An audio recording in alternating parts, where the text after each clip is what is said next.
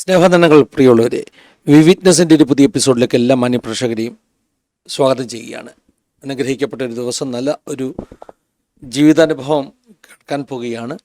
വിറ്റ്നസിൽ നമ്മളെപ്പോഴും കൊണ്ടുവരുന്നത് നോർത്ത് ഇന്ത്യയിൽ നിന്നും ലോകത്തിൻ്റെ വിവിധ ഭാഗത്തു നിന്നും മിഷൻ വർക്ക് ചെയ്യുന്ന, മിഷൻ റിലേറ്റഡ് ആയിട്ടുള്ള പ്രവർത്തനങ്ങൾ ചെയ്യുന്ന ദേവദാസിമാരെയാണ്.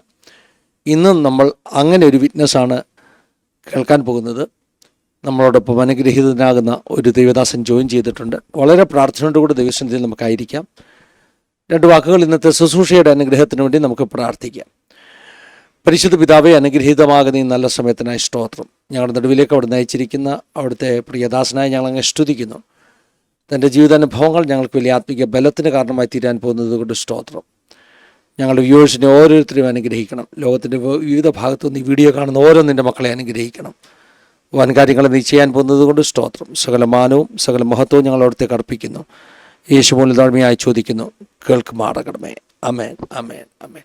ഞാൻ ഓർപ്പിച്ചതുപോലെ വളരെ അനുഗ്രഹിക്കപ്പെട്ട ഒരു ജീവിതാനുഭവം നമ്മൾ കേൾക്കാൻ പോവുകയാണ്. നമ്മളോടൊപ്പം ജോയിൻ ചെയ്തിരിക്കുന്നത് ഛത്തീസ്ഗഡിൽ കർത്താവിൻ്റെ വേലയോടൊപ്പം ആയിരിക്കുന്ന, ഛത്തീസ്ഗഡിൽ കർത്താവിൻ്റെ വേലയിലായിരിക്കുന്ന, അതോടൊപ്പം തന്നെ ബൈബിൾ ട്രാൻസ്ലേഷൻ ശുശ്രൂഷയിൽ വളരെ ആക്റ്റീവായിട്ട് പങ്കെടുക്കുന്ന ഒരു കർത്താവിൻ്റെ ദാസനാണ് പാസ്റ്റർ ലിജു കുര്യാക്കോസ്. വളരെ സ്നേഹത്തോടുകൂടി ആദരവോടുകൂടി പ്രിയ കർത്താവിൻ്റെ ദാസനെ നമ്മുടെ ഈ സെഷനിലേക്ക് വെൽക്കം ചെയ്യാണ്. Welcome pastor. Praise Lord. Praise Lord. ഒത്തിരി സന്തോഷമുണ്ട് പാസ്റ്ററെ നമുക്ക് ഒരു ഗസ്റ്റായിട്ട് ലഭിച്ചതിൽ. ഒരു വർഷം മുമ്പ്, എനിക്ക് തോന്നുന്നു 2024 നമ്മൾ ആദ്യം ഒന്ന് സംസാരിച്ചത്. എന്നാൽ നമുക്ക് ആ സമയത്ത് പാസ്റ്ററുടെ ടെസ്റ്റിമണി കൊണ്ടുവരാൻ പറ്റിയില്ല. വളരെ യാദൃച്ഛികമായിട്ട് കഴിഞ്ഞ ദിവസം ഞാൻ പാസ്റ്ററുടെ കാര്യം ഓർക്കാൻ ഒരു മുഖാന്തരമുണ്ടായി.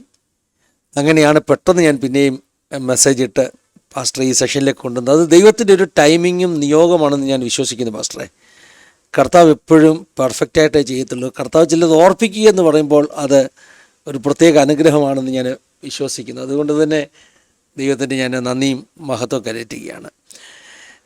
പാസ്റ്റർ ലിജു കുര്യാക്കോസ്, ഛത്തീസ്ഗഡ് എന്നാണ് ഞാൻ എഴുതിയിരിക്കുന്നത്. എവിടെയാണ് ലോക്കൽ സ്ഥലം? എവിടെയാണ് പാസ്റ്ററെ? എറണാകുളം ഡിസ്ട്രിക്റ്റിൽ മരട് എന്ന് പറയുന്ന സ്ഥലത്താണ് ഞാൻ താമസിക്കുന്നത്. പാസ്റ്റർ അവിടെ എറണാകുളത്താണ് താമസിക്കുന്നത്? എറണാകുളത്താണ് താമസിക്കുന്നത്. ശരി. അപ്പോൾ പാസ്റ്ററുടെ ശുശ്രൂഷകൾ ഈ പറഞ്ഞതുപോലെ ഒരു ഛത്തീസ്ഗഡിലെ അംബികാപൂർ എന്ന് പറയുന്ന സ്ഥലത്ത് സർഗുജ ഡിസ്ട്രിക്റ്റിനെ ബേസ് ചെയ്താണ് വർക്ക് ചെയ്യുന്നത്.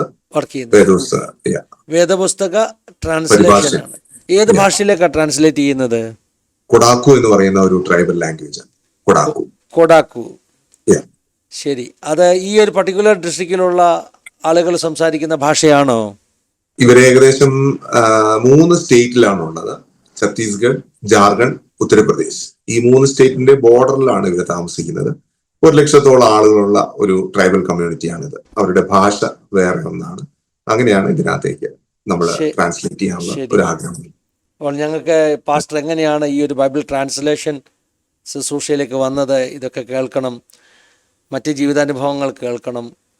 അപ്പം പാസ്റ്റർ ഒന്നുകൂടെ ഒന്ന് ഫാമിലിയെക്കുറിച്ചൊക്കെ ഒന്ന് പറഞ്ഞിട്ട്, പാസ്റ്ററുടെ കുടുംബം, മാതാപിതാക്കൾ, ഇങ്ങനെയുള്ള ചെറിയ ചെറിയ ഇൻഫർമേഷൻ, പാസ്റ്ററുടെ ബാക്ക്ഗ്രൗണ്ടൊക്കെ ഒന്ന് പറഞ്ഞിട്ട് നമുക്ക് മറ്റ് ജീവിതാനുഭവങ്ങൾ കേൾക്കാം. എൻ്റെ വൈഫിന്റെ പേര് ലിസ എന്നാണ്. ലിസ തൃശ്ശൂർ സ്വദേശിയാണ്. ഞങ്ങൾക്ക് 3 മക്കളാണുള്ളത്. Abel, Angel, Alvin. മൂത്ത മോൻ ഡിഗ്രിക്ക് പഠിക്കുന്നു. രണ്ടാമത്തെ മോള് 10ാം ക്ലാസ്സിൽ പഠിക്കുന്നു. ഇളയാള് 5ാം ക്ലാസ്സിൽ പഠിക്കുന്നു. ഇപ്പോ മരടിലാണ് എൻ്റെ താമസിക്കുന്ന സ്വദേശം. ഞങ്ങള് ജനിച്ചു വളർത്തപ്പെട്ടത് കരിങ്ങാച്ചിറ എന്ന് പറയുന്ന തൃപ്പൂണിത്തുറയ്ക്ക് അടുത്തുള്ള ഒരു സ്ഥലത്താണ്. അവിടെ യാക്കോബായ പശ്ചാത്തലത്തിലാണ് എൻ്റെ പിതാവും മാതാവും ജീവിച്ചിരുന്നത്. എൻ്റെ പിതാവിന്റെ തറവാട് അവിടുത്തെ ഒരു കരിങ്ങാച്ചിറ പള്ളി എന്നൊക്കെ പറയുന്ന ഒരു ഫേമസ് പള്ളിയുടെ അടുത്താണ്. പിതാവിന്റെ സഹോദരി, അവരുടെ ആളുകളൊക്കെ യാക്കോബയിലെ അച്ഛന്മാരൊക്കെയാണ്. അങ്ങനെയുള്ള ഒരു സാഹചര്യത്തിൽ എൻ്റെ പിതാവ് വിശ്വാസത്തിലേക്ക് വന്നു.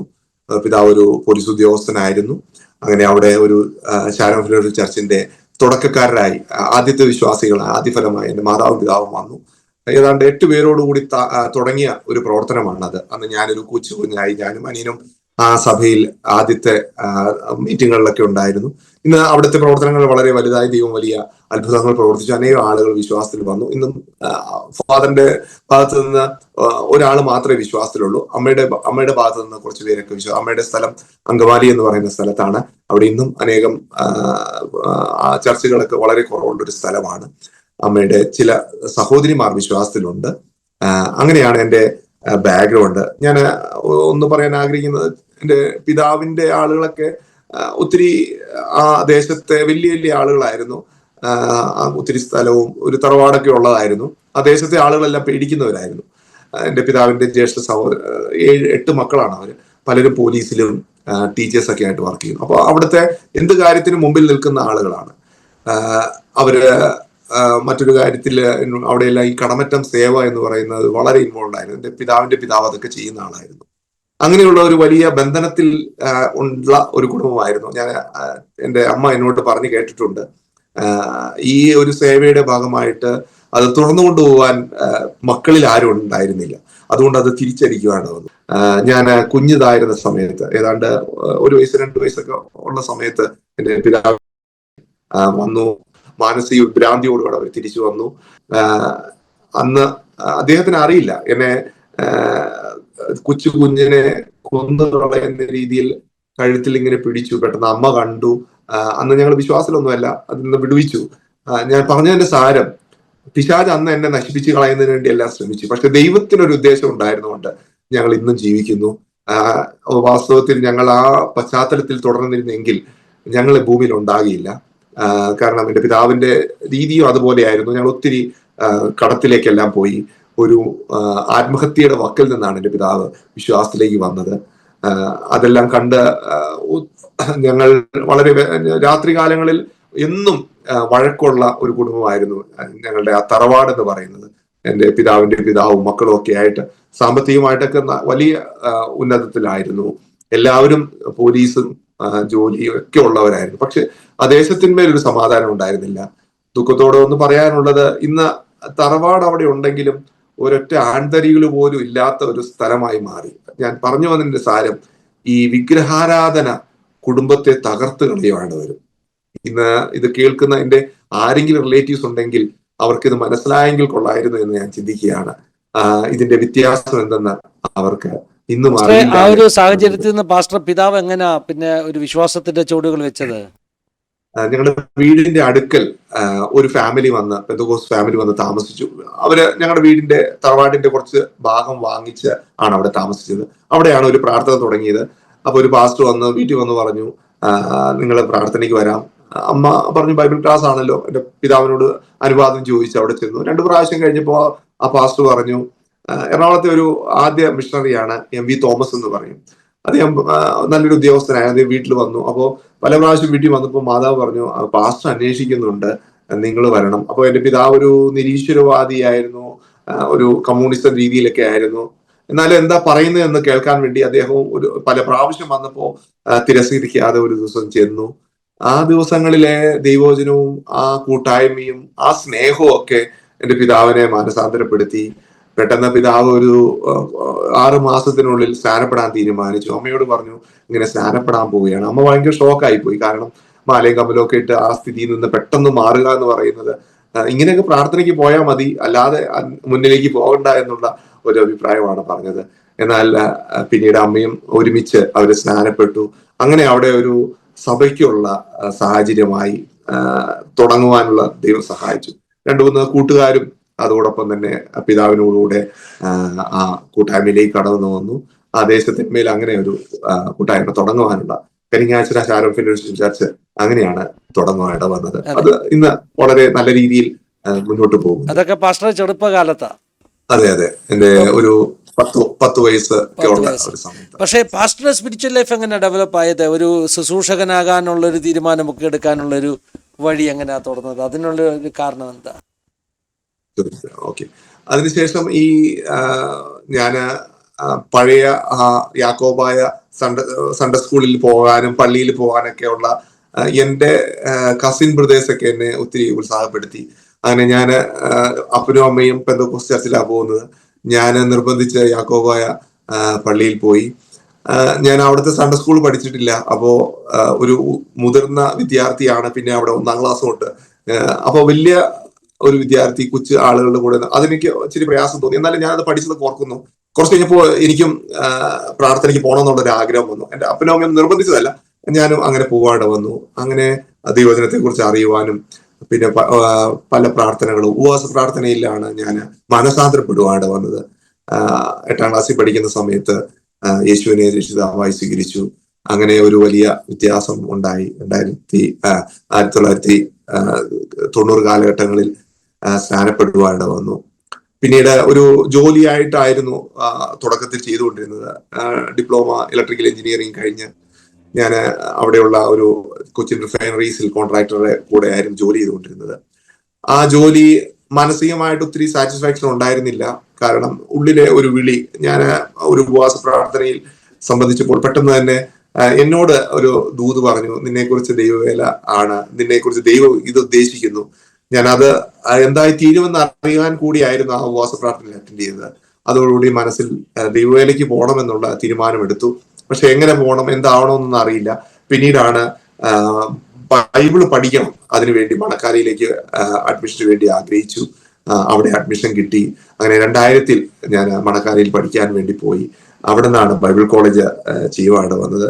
അവിടെ പഠിച്ചുകൊണ്ടിരിക്കുമ്പോഴാണ് ഈ ട്രാൻസ്ലേഷനെ കുറിച്ചുള്ള കാര്യങ്ങൾ ആദ്യമായിട്ട് കേൾക്കാണ്ട് വന്നത്. അന്നൊന്നും സഭകളിലൊന്നും ഇതിനെക്കുറിച്ചൊന്നും ആരും പറയാറോ അങ്ങനെ കേൾക്കാറോ ഒന്നുമില്ല. അന്നും ഇച്ചിരി ചലഞ്ചിങ് ആയിട്ടുള്ള, അല്ലെങ്കിൽ സുവിശേഷം കേൾക്കാത്തടത്ത് പോയി സുവിശേഷം അറിയിക്കുക എന്നുള്ള ഒരു വലിയ ഉത്സാഹം ഉണ്ടായിരുന്നു. എങ്ങനെ ആയിത്തീരും, എന്തായിത്തീരും എന്നൊന്നും അറിയില്ലായിരുന്നു. പക്ഷെ അതിനുവേണ്ടി വർഷങ്ങളോളം പ്രാർത്ഥിച്ചു. ഒരു മീറ്റിംഗിൽ അറ്റൻഡ് ചെയ്തപ്പോഴാണ്, ബൈബിൾ ട്രാൻസ്ലേഷന്റെ ഒരു മീറ്റിംഗിൽ അറ്റൻഡ് ചെയ്തപ്പോഴാണ് അവരൊരു തീരുമാന കാർഡ് തന്നു.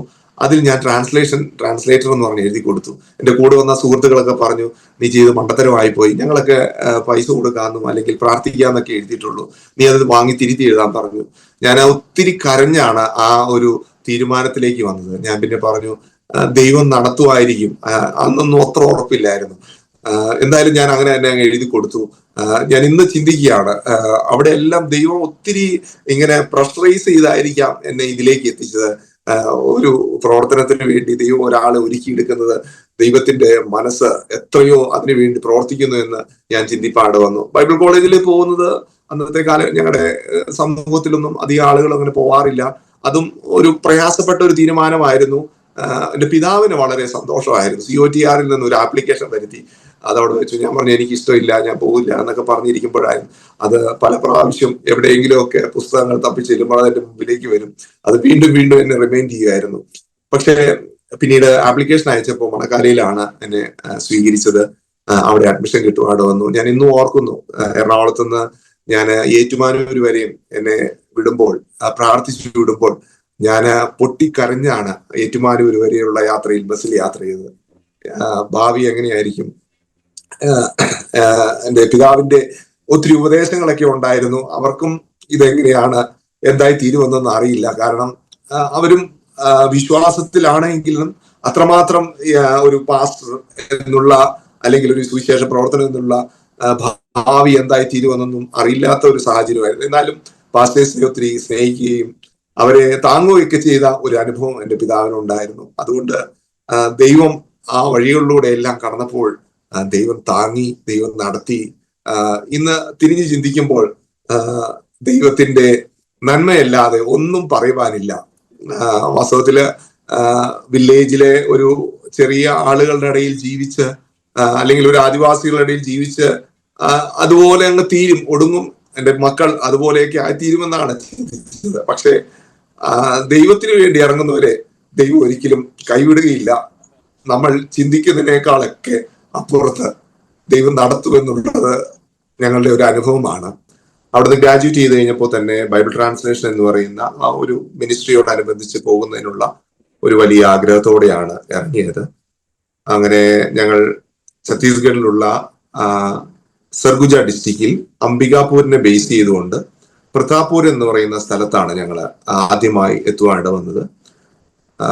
ഇവിടെ എത്തുന്നതിന് വേണ്ടി ഒത്തിരി ഭാഗങ്ങളിലൂടെ ഞങ്ങൾ സഞ്ചരിച്ചു. വേദോസ്തവ പരിഭാഷയ്ക്ക് വേണ്ടി ഒത്തിരി ട്രെയിനിങ്ങുകൾ ആവശ്യമാണ്.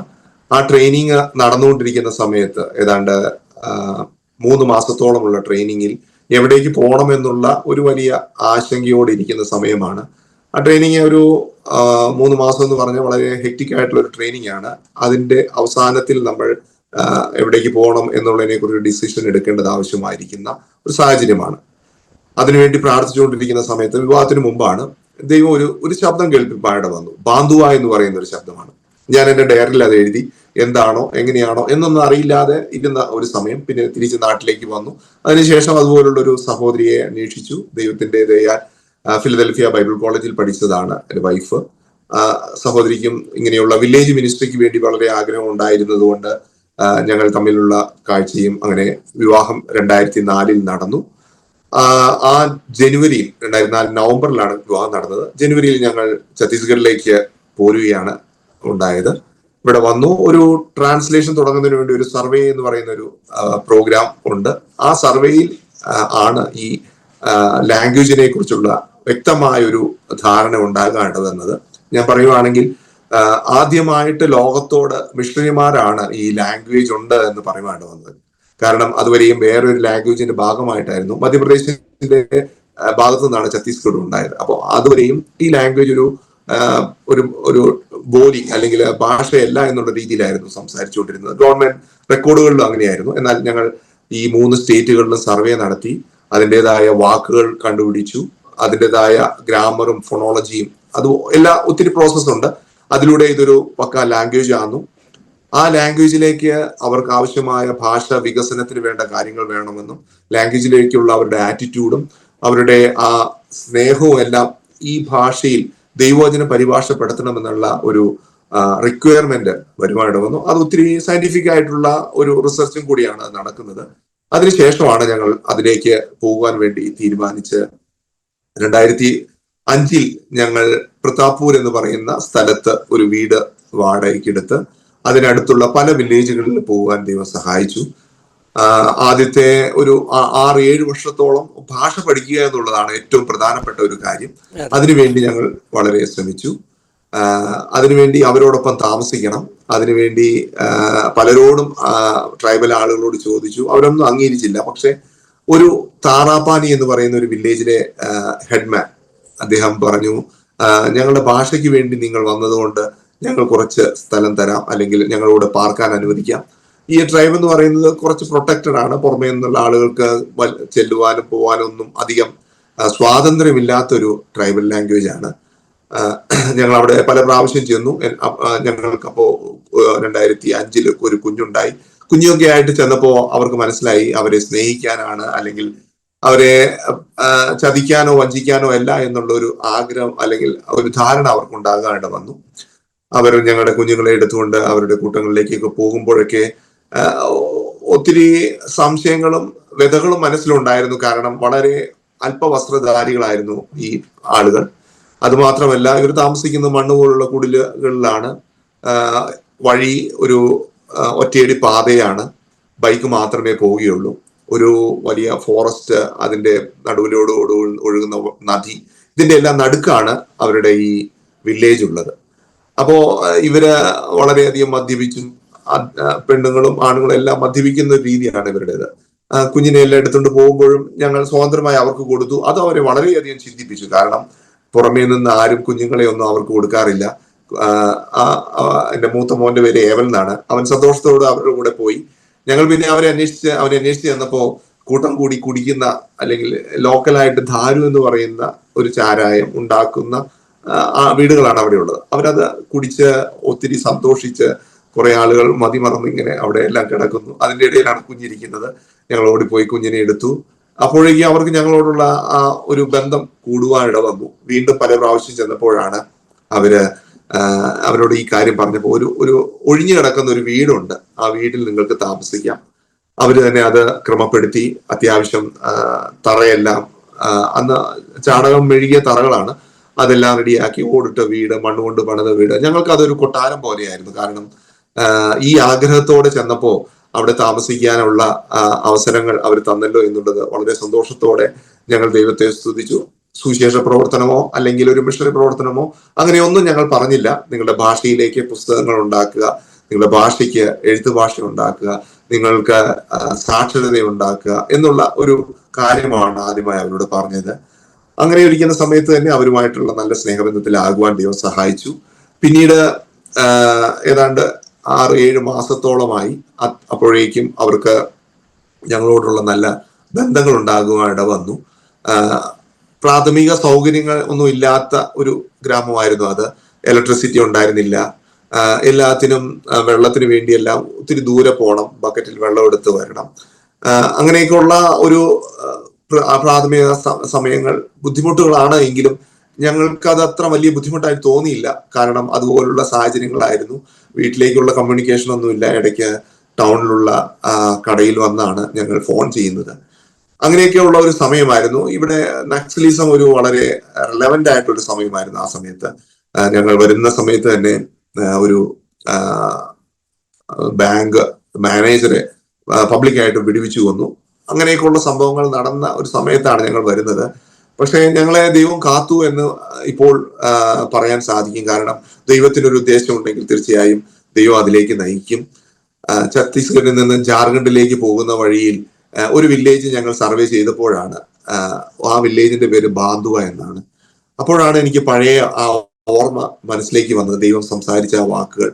ഞങ്ങൾ അങ്ങനെ ആ വില്ലേജിൽ വെച്ച് ഈ ഭാഷയിലേക്ക്, കൊടാക്കു ഭാഷയിലേക്ക് ദൈവം വിവർത്തനം ചെയ്യേണ്ടതിന് വേണ്ടി വേദപുസ്തകത്തെ ആഗ്രഹിക്കുന്നു എന്നുള്ളത് മനസ്സിലാക്കി. അങ്ങനെ കുറച്ചും കൂടി വളരെ ഗൗരവത്തോടെ, വളരെ ഷാർപ്പായി ആ ഭാഷയെയും ആ ഭാഷക്കാർക്കും വേണ്ടി പ്രവർത്തിക്കാൻ ഞങ്ങൾ ആഗ്രഹിച്ചു.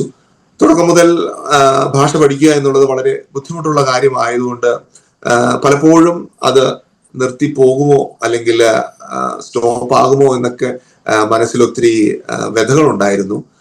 ഞാനിപ്പോഴും ഓർക്കുന്നു, എൻ്റെ വൈഫ് രാജസ്ഥാനിലാണ് പഠിച്ചത്.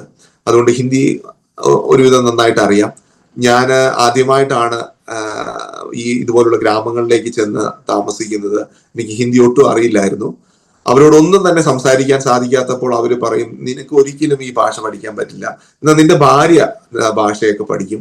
ഞാനതെല്ലാം വളരെ ദുഃഖത്തോടെ കേൾക്കുമെങ്കിലും ഞങ്ങളെ വിളിച്ച വിളി എങ്ങനെ പൂർത്തീകരിക്കും എന്നുള്ളതിനെ കുറിച്ച് വളരെ ഉള്ളിൽ വ്യസനങ്ങൾ ഉണ്ടായിരുന്നു. ഞാൻ ഇന്നും ഓർക്കുന്നു, ഞാൻ വർക്ക് ചെയ്തിരുന്ന ഓർഗനൈസേഷന്റെ സൂപ്പർവൈസറിന്റെ മുമ്പിൽ വെച്ച് ഇദ്ദേഹത്തിന് ഈ ഭാഷ പഠിക്കാൻ യോഗ്യനല്ല, ഇദ്ദേഹം പഠിക്കില്ല എന്ന ഒരു അവിടുത്തെ പ്രധാനിയായ ഒരു അദ്ദേഹം പറഞ്ഞത് ഞാൻ ഓർക്കുകയാണ്. പല പ്രാവശ്യം അതുകൊണ്ട് പല രീതിയിലുള്ള പ്രഷറുകൾ വന്നതുകൊണ്ട് എപ്പോഴെങ്കിലുമൊക്കെ ഇങ്ങനെ ഇട്ടിട്ട് പോകണമെന്നൊക്കെ ഉള്ള ചിന്തകൾ പലപ്പോഴും വന്നായിരുന്നു. പക്ഷെ ദൈവം വിളിച്ചു, അതുകൊണ്ട് നിൽക്കുവാൻ ദൈവം സഹായിച്ചു. പിന്നീട് പതുക്കെ പതുക്കെ ഞങ്ങൾ ലോക്കലിലുള്ള ടൗണിലേക്കെല്ലാം പോകുവാനിട വന്നു. അവിടെയാണ് പച്ചക്കറിയൊക്കെ ലഭിക്കുന്നത്. അവരെല്ലാം ശ്രദ്ധിപ്പാനിട വന്നു, എന്തിനു വേണ്ടി വന്നു. അപ്പൊ അവിടെ എല്ലാം ഈ ഒരു കാര്യം പറഞ്ഞാണ് ഞങ്ങൾ മുന്നോട്ട് പോയിക്കൊണ്ടിരുന്നത്. എന്നാൽ കുറച്ച് വർഷങ്ങൾക്ക് ശേഷം അവരുമായിട്ടുള്ള നല്ല ബന്ധങ്ങൾ വന്നു. ഒരു സംഭവം ഉണ്ടായത് എങ്ങനെയാണ്, അവരുടെ വില്ലേജിൽ എന്തോ ഒരു അനർത്ഥം സംഭവിക്കാൻ പോകുന്നു എന്ന് അവർക്ക് മനസ്സിലായി. അവരുടെ ചുറ്റുമുള്ള ആളുകൾ ഒരുമിച്ച് കൂടി, പ്രധാനികൾ ഒരുമിച്ച് കൂടി ഒരു യാഗം കഴിക്കുക, അല്ലെങ്കിൽ ഒരു നമ്മൾക്ക് ഉപവാസം പ്രഖ്യാപിക്കുന്ന പോലെ ഒരു പ്രാർത്ഥന അവരുടെ നടത്തുക എന്നുള്ള ഒരു കാര്യം അവർ ചെയ്യാനായിട്ട് വന്നു. UP എന്ന് പറയുന്ന സ്ഥലത്ത് നിന്നെല്ലാം പൂജ ചെയ്യുന്നതിന് വേണ്ടി പൂജാരികളെ കൊണ്ടുവന്നു. അത് ഏതാണ്ട് ഒരാഴ്ചയോളം ഉണ്ട്. ആളുകൾ ഒരുമിച്ച് കൂടിയിരുന്ന് നമ്മുടെ ഒരു ഉപവാസ പ്രാർത്ഥന പോലെ. വാസ്തവത്തില് നമ്മൾ അന്യഭാഷ പറയുന്നതിന് നേരെ ഓപ്പോസിറ്റ് ഉള്ള ഭാഷ അവരുടെ ഇടയിലുണ്ട് എന്ന് എനിക്ക് അപ്പോൾ മനസ്സിലായി. അങ്ങനത്തെ ഒരു രീതിയിൽ ഒരു കൂട്ടം നടക്കുന്ന സമയത്ത് ഞാൻ ഇങ്ങനെ ദൂരെ നിന്ന് നോക്കിക്കൊണ്ടിരിക്കുകയാണ്. പെട്ടെന്ന് ഒരു മനുഷ്യൻ അവിടെ നിന്ന് ഇങ്ങനെ കുതിരപ്പുറത്ത് കയറി വരുന്നത് പോലെ, അദ്ദേഹം കുതിരയുടെ മേളിലൊന്നുമല്ല, അതേ സ്റ്റൈലിൽ എന്റെ അടുത്തേക്ക് വന്നു. ഞാനൊരു പ്ലാവിന്റെ മേളിലാണ്, പ്ലാവിന്റെ താഴെയാണ് ഇങ്ങനെ ചാരി നിൽക്കുന്നത്. പെട്ടെന്ന് ഒരു കുതിപ്പിന് ഏതാണ്ട് ഒരു 10-15 അടി ഉയരത്തിലേക്ക് ചാടി അദ്ദേഹം ഒരു ചക്ക പറിച്ച് തിരിച്ചു പോകാണ്ട് വന്നു. ഞാനപ്പോൾ പെട്ടെന്ന് അത്ഭുതപ്പെട്ടു പോയി, എത്ര ശക്തി ഇദ്ദേഹത്തിനുണ്ട്. അവിടെ ആ പെണ്ണുങ്ങൾ ഇങ്ങനെ മുടിയെല്ലാം അഴിച്ചിട്ട് ആടുന്നു, തമ്മിൽ അങ്ങോട്ടും ഇങ്ങോട്ടും എല്ലാം മുറിവേൽപ്പിക്കുന്നു, പുറമെ ചാട്ടവാറുകൊണ്ട് അടിക്കുന്നു. അങ്ങനെ ഒരു വലിയ പ്രക്ഷുബ്ധമായ ഒരു അന്തരീക്ഷമാണ് ആ സമയത്തുണ്ടായിരുന്നത്. അന്നത്തെ രാത്രികളെല്ലാം ഞങ്ങൾ കിടക്കുമ്പോഴും ഇലക്ട്രിസിറ്റി ഇല്ലാത്തതുകൊണ്ട് കൂരിട്ടാണ്. ഞങ്ങൾ ആദ്യം ഉപയോഗിച്ചുകൊണ്ടിരുന്നത് ഒരു സോളാറിന്റെ ഒരു ലൈറ്റ് ആയിരുന്നു. ആ പ്രദേശത്ത് ഞങ്ങളുടെ ആ ലൈറ്റ് മാത്രമേ ഉള്ളൂ. പിന്നെ മണ്ണെണ്ണ വിളക്കുമാണ്. അപ്പോ ഈ അന്ധകാരത്തിന്റെ ശക്തി നമ്മെ എത്രമാത്രം പീഡിപ്പിക്കുന്നു എന്ന് ആ ദിവസങ്ങളിലൊക്കെ ഞങ്ങൾക്ക് അനുഭവിക്കാനായിട്ട് വന്നു. വല്ലാത്ത ഒരു മാനസിക ടെൻഷനിലായിരുന്നു. പക്ഷെ ദൈവം ഞങ്ങളോടുകൂടി ഇരുന്നത് കൊണ്ട് കുറച്ച് 2 ദിവസം 3 ദിവസം കഴിഞ്ഞപ്പോൾ അത് പെട്ടെന്ന് സ്റ്റോപ്പായി. അപ്പൊ അവരോട് ഞങ്ങൾ പിന്നീട് ചോദിച്ചപ്പോൾ പറഞ്ഞത്, എന്തോ ഒരു പ്രയാസം ഇവിടെ ഉള്ളതുകൊണ്ട് ആ പൂജാരികൾക്കൊന്നും ഇവിടെ നിൽക്കാൻ പറ്റുന്നില്ല. ഒരാൾ പോയി, രണ്ടാമത്തെ ആള് വന്നു, അദ്ദേഹവും തിരിച്ചു പോയി, മൂന്നാമത്തെ ആള് വന്നപ്പോൾ അവരെ തിരിച്ചു പിടിച്ചുകൊണ്ട് വരാൻ പോയപ്പോൾ UP-യിൽ നിന്നാണ് അവർ വരുന്നത്. അവർ പറഞ്ഞു, ഈ വില്ലേജിൽ ഞങ്ങൾക്ക് ഇനി പൂജ ചെയ്യാൻ സാധിക്കില്ല, കാരണം ഞങ്ങളെക്കാൾ എന്തോ ശക്തമായ ഒരു ശക്തി അവിടെ ഉണ്ട്, ഞങ്ങൾക്ക് ഇത് കണ്ടിന്യൂ ചെയ്യാൻ പറ്റില്ല എന്ന് പറഞ്ഞ് അവരത് നിർത്തി. പക്ഷെ ഞാൻ ചിന്തിക്കുന്നത് ദൈവത്തിന്റെ പ്രവൃത്തി അന്ന് മുതലേ ആരംഭിക്കാനിട വന്നു. പിന്നീട് ഞങ്ങൾ രാത്രികളിൽ പ്രാർത്ഥിക്കുന്ന ഒരു സംഭവം ഉണ്ടായിരുന്നു. മലയാളത്തിലാണ് പ്രാർത്ഥന, അതുകൊണ്ട് ഇവരധികം ഒന്നും അറിയില്ല, പ്രത്യേകിച്ചൊന്നും അറിയില്ല. പക്ഷെ അവരതെല്ലാം ശ്രദ്ധിക്കുന്നുണ്ടായിരുന്നു. ഒരു ദിവസം ഞങ്ങളുടെ വീടിന്റെ തൊട്ട അയൽവക്കത്തിലുള്ള ഒരു മാതാവ് ഞങ്ങളുടെ അടുക്ക് ഒരു കട്ടോരി ഒരു പാത്രവുമായി കുറച്ച് എണ്ണയായിട്ട് വന്നിട്ട് പറഞ്ഞു, പ്രാർത്ഥിക്കണമെന്ന് പറഞ്ഞു. എനിക്ക് മനസ്സിലായില്ല എന്താന്ന്, ഭാഷയൊന്നും അറിയില്ലാത്തതുകൊണ്ട്, ഹിന്ദി പ്രത്യേകിച്ച് അറിയാത്തതുകൊണ്ട് എന്തായാലും അത് കണ്ടപ്പോൾ ഞാൻ പ്രാർത്ഥിച്ചു, അവർക്ക് കൊടുത്തു. പിന്നീട് വർഷങ്ങൾക്ക് ശേഷമാണ് മനസ്സിലായത് ആ സഹോദരിയുടെ കൊച്ചുമകൻ പനി പിടിച്ച് മരിച്ചുപോയി. രണ്ടാമത്തെ ആൾക്ക് പനി പിടിച്ചിരിക്കുകയാണ്, മരണകരമായ അനർത്ഥത്തിലേക്ക് വരികയാണ്. അവരെവിടെന്നോ കേട്ടിട്ടുണ്ട് ഒരു ഫാദർ പ്രാർത്ഥിച്ച എണ്ണ പൂശി കഴിഞ്ഞാൽ സൗഖ്യം ഉണ്ടാവും എന്നൊക്കെ. ആ സൗഖ്യം ആ കുഞ്ഞിൽ ഉണ്ടാകുവാനിട വന്നു. അതോടുകൂടി ആ കുടുംബത്തിൽ വലിയ വ്യത്യാസങ്ങൾ ഉണ്ടാകാനിട വന്നു. അന്നും ഞങ്ങൾ സുവിശേഷമൊന്നും അത്ര ഷെയർ ചെയ്തിരുന്നില്ല. ഏതാണ്ട് 1.5 വർഷത്തോളമായി ആ കുഞ്ഞിനൊരു വലിയ വിടുതലുണ്ടായി. പക്ഷെ ആളുകളുടെ ഇടയിൽ സംസാരം വന്നു, ഇവര് വലിയ പ്രവൃത്തി ചെയ്യുവാൻ വേണ്ടി വന്നവരാണ് എന്നുള്ള കാര്യം മനസ്സിലായി. പിന്നീട് ഞങ്ങൾ പ്രഭാത കൃത്യങ്ങൾ വളരെ പ്രയാസപ്പെട്ടാണ് ദൂരെ കാടുകളിൽ പോയി ചെയ്തിട്ട് വരിക, കുഞ്ഞിനെ കൊണ്ട് പോവുക. അതെല്ലാം ബുദ്ധിമുട്ടായതുകൊണ്ട് അവിടുത്തെ സർപഞ്ചിനോട് ചോദിച്ചു, ഗ്രാമത്തലവനോട് ചോദിച്ചു, ഞങ്ങൾക്ക് അല്പ സ്ഥലം തരുമെങ്കിൽ ഞങ്ങൾ ഒരൊറ്റ മുറി ബാത്റൂം ശൗചാലയം ഉണ്ടാക്കാം. അദ്ദേഹം കുറച്ച് സംസാരിച്ചപ്പോൾ അദ്ദേഹം സമ്മതിച്ചു. അങ്ങനെ ഞങ്ങൾക്ക് ഒരു മുറി ഉണ്ടാക്കുവാൻ അവസരം തന്നു. അപ്പോൾ അദ്ദേഹം പറഞ്ഞു, നിങ്ങൾ ഒരു ചെറിയ വീട് കൊണ്ട് ഉണ്ടാക്കിക്കോ. അങ്ങനെ ഞങ്ങൾ ഒരു വീട് ഉണ്ടാക്കുവാൻ വേണ്ടി ശ്രമിച്ചപ്പോൾ അടുത്ത കുറച്ച് ഒരു 25 കിലോമീറ്റർ ദൂരെയുള്ള 2-3 വിശ്വാസികളെയാണ് മേസ്തിരിമാരായിട്ട് ഞങ്ങൾക്ക് ലഭിച്ചത്. അവര് വന്ന് ഹെൽപ്പർമാരായിട്ട് ആ വില്ലേജിലുള്ളവരും ഉണ്ടായി. അവരിങ്ങനെ പണി ചെയ്യുന്ന സമയത്ത് അവർ ക്രിസ്തീയ പാട്ടുകൾ പാടുവാൻ തുടങ്ങി. ആ പാട്ടിൽ നിന്ന് ഈ ഹെൽപ്പറായിട്ട് വന്ന വില്ലേജിലുള്ള യുവാക്കൾ ചോദിച്ചു, നിങ്ങൾ ഈ പാടുന്ന പാട്ടിന്റെ അർത്ഥം എന്താണ്? അവര് പറഞ്ഞു, ഇതിന്റെ കൂടുതൽ അർത്ഥങ്ങൾ നിങ്ങളുടെ കൂടെ താമസിക്കുന്ന ലിജു ലിസ ലോഗ് അവര് നിങ്ങളോട് പറഞ്ഞു തരും. അവര് നിങ്ങൾക്ക് ഇത് പറഞ്ഞു തരാനാണ് വന്നത് എന്ന് പറയുന്നുണ്ട്. അന്ന് രാത്രി കഴിഞ്ഞപ്പോഴേക്കും 2-3 യുവാക്കൾ ഞങ്ങളുടെ വീട്ടിൽ വന്നു. അതിൽ വിജയ് എന്ന് പറയുന്ന ഒരു യുവാവ് വളരെ താല്പര്യത്തോടെ ഞങ്ങളോട് കാര്യങ്ങൾ ചോദിച്ചു. ഞങ്ങൾ അന്നു മുതൽ സുവിശേഷം ഓപ്പൺ ആയിട്ട് പങ്കുവയ്ക്കാൻ തുടങ്ങി. അവനൊരു ദൈവവചനം ഹിന്ദിയിലുള്ള ബൈബിൾ കൊടുത്തു. അവനൊരു 8ാം ക്ലാസ് പഠിച്ച ഒരു വ്യക്തിയാണ്. ഇവിടുത്തെ ആളുകളൊന്നും അധികം പഠിപ്പില്ലാത്തവരാണെങ്കിലും ചിലരൊക്കെ 8, 10 ഒക്കെ വരെ പഠിച്ചവരാണ്. ഡിഗ്രി ഒക്കെ പഠിച്ചവർ ഒരാൾ മാത്രമേ ഉള്ളൂ. ഏതാണ്ട് 450 പേര് താമസിക്കുന്ന ഒരു പ്രദേശത്ത് 50ഓളം ഫാമിലിയിൽ ഒരാൾ മാത്രമേ ഉള്ളൂ ഡിഗ്രിക്കാരൻ. അപ്പൊ അദ്ദേഹം ഇത് ചോദിച്ചപ്പോൾ ഞങ്ങൾ ഇത് കൊടുത്തു. അദ്ദേഹം പഠിക്കാൻ തുടങ്ങി. അദ്ദേഹം ചില കാര്യങ്ങളൊക്കെ അന്വേഷിച്ചു, യേശുവിനെ കുറിച്ച് അറിഞ്ഞു. അതിനുശേഷം എന്നോട് പറഞ്ഞൊരു വാക്ക് ഇതാണ്, ലിജു ഭയ്യ, ഈ യേശുവിനെ ഞങ്ങൾ വർഷങ്ങൾക്ക് മുമ്പ് അന്വേഷിച്ചു. ഞങ്ങളുടെ വീട്ടിൽ ഇന്നും അനേകം ആളുകൾ ഭൂതത്തിന്റെയും പ്രയാസത്തിന്റെയും ബന്ധനത്തിലായിരിക്കുകയാണ്. നിങ്ങൾ ഞങ്ങളോട് ഇത് കൂടുതൽ പറഞ്ഞു തരണം. ആ വാക്കുകൾ ഇന്നും ഞങ്ങളെ വളരെയധികം ചിന്തിപ്പാനിട വന്നു. ഞങ്ങൾ അവരോട് കൂടുതൽ പറഞ്ഞു. അതോട് തന്നെ പ്രതികൂലങ്ങളും വർദ്ധിക്കാനിട വന്നു.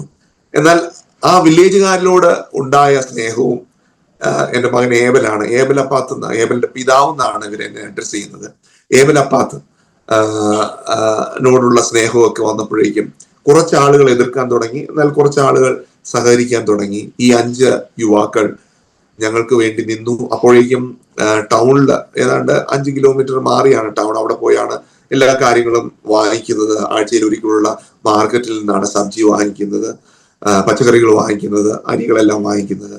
അവിടെയുള്ള പ്രധാന ആളുകൾ, പല പ്രധാന രാഷ്ട്രീയ നേതാക്കൾ ഒരുമിച്ചു. അവരൊരു സമിതി ഉണ്ടാക്കി, ഇങ്ങനെയുള്ള പ്രവർത്തനങ്ങൾ തടയണം. അവരത് പറയാതെ തന്നെ വില്ലേജുകളുള്ള ദാരു, ചാരായം, ശൈശവ വിവാഹം അത് തടയുക എന്നുള്ള ഉദ്ദേശത്തോടു കൂടിയാണ് കമ്മിറ്റി ഉണ്ടാക്കിയതെന്ന് പറഞ്ഞു. പക്ഷെ എന്നെ കുറിച്ച് അന്നത്തെ പേപ്പറിൽ പ്രിന്റ് ചെയ്ത് വന്നു, ഞാനൊരു മതപരിവർത്തനം നടത്തുന്ന ആളാണ് എന്നൊക്കെ പറഞ്ഞ്. ഇതൊന്നും ഞങ്ങൾ അറിയുന്നില്ല. പക്ഷെ ടൗണിലുള്ള ഒരു സുഹൃത്ത് അദ്ദേഹത്തിന്റെ കടയിൽ നിന്ന് കുറച്ച് ഇരുമ്പ് സാധനങ്ങൾ ഞാൻ വീട് വെക്കുന്നതിന് വാങ്ങിച്ചു. അദ്ദേഹത്തിന് പഴയ ഏതൊരു ഫാദർ സഹായിച്ച ഒരു സ്നേഹം ഉണ്ടായതുകൊണ്ട് അത് എന്നോട് വളരെ കാർക്കശ്യത്തോടെയാണ് പറയുന്നത്, നിങ്ങൾ എന്ത് ചെയ്യാനാണ് വില്ലേജിൽ പോയിരിക്കുന്നത്. ഞങ്ങള് ഭാഷാ പഠനമൊക്കെ പറഞ്ഞിട്ടൊന്നും അദ്ദേഹം സമ്മതിച്ചില്ല. അവസാനം അദ്ദേഹം വളരെ തണുത്തതിന് ശേഷം പറഞ്ഞു, ഭയ്യ, തന്നോട് സ്നേഹമുള്ളതുകൊണ്ടാണ് ഞാൻ ഇത് പറയും. ഇന്നത്തെ പേപ്പറിൽ നിങ്ങളെ കുറിച്ച് വന്നിട്ടുണ്ട്. നിങ്ങൾ എത്രയും പെട്ടെന്ന് ഇവിടുന്ന് പൊക്കോ, ഇല്ലെങ്കിൽ നിങ്ങൾ ഒന്നുമില്ലെങ്കിൽ കൊന്നുകളയും, അല്ലെങ്കിൽ നിങ്ങൾ അടിച്ച് പോലീസിൽ ഏൽപ്പിക്കും. ആ പേപ്പർ കട്ടിങ് വാങ്ങിച്ച് ഞാൻ തിരിച്ച് വീട്ടിൽ വന്നു. അതുവരെ ഉണ്ടായിരുന്ന ഞങ്ങളുടെ പ്രവർത്തനങ്ങളെല്ലാം നിർത്തി. ഞങ്ങൾ അന്ന് രാത്രി തന്നെ ഇവിടുന്ന് മാറുവാനിട വന്നു. ഞാനും വൈഫും കുഞ്ഞുമായിട്ട് പെട്ടെന്ന് തന്നെ ഇവിടുന്ന് മാറി. ഞങ്ങൾ നാട്ടിലേക്ക് പോകണോ എവിടേക്ക് പോകണോ എന്നറിയാതെ ഈ ഡിസ്ട്രിക്റ്റിന്റെ അല്ലെങ്കിൽ ഈ ബിലാസ്പൂരിലെ ഒരു സുഹൃത്തിന്റെ അടുക്കൽ ചെന്ന് താമസിച്ചു. അപ്പോഴേക്കും ഞങ്ങളുടെ കൂടെ ആ വിശ്വാസത്തിന് വേണ്ടി നിന്ന് അവർക്കെതിരെ വളരെയധികം പീഡനങ്ങൾ വന്നു. വീടുകളിൽ നിന്ന് പുറത്താക്കി, വെള്ളം കൊടുക്കാതെ വന്നു. അവര് കാടുകളിൽ അനേക ദിവസങ്ങൾ കിടന്നു. ഞങ്ങള് വീണ്ടും കുറച്ച് നാള് നാസിക് എന്ന് പറയുന്ന സ്ഥലത്തായിരുന്നു.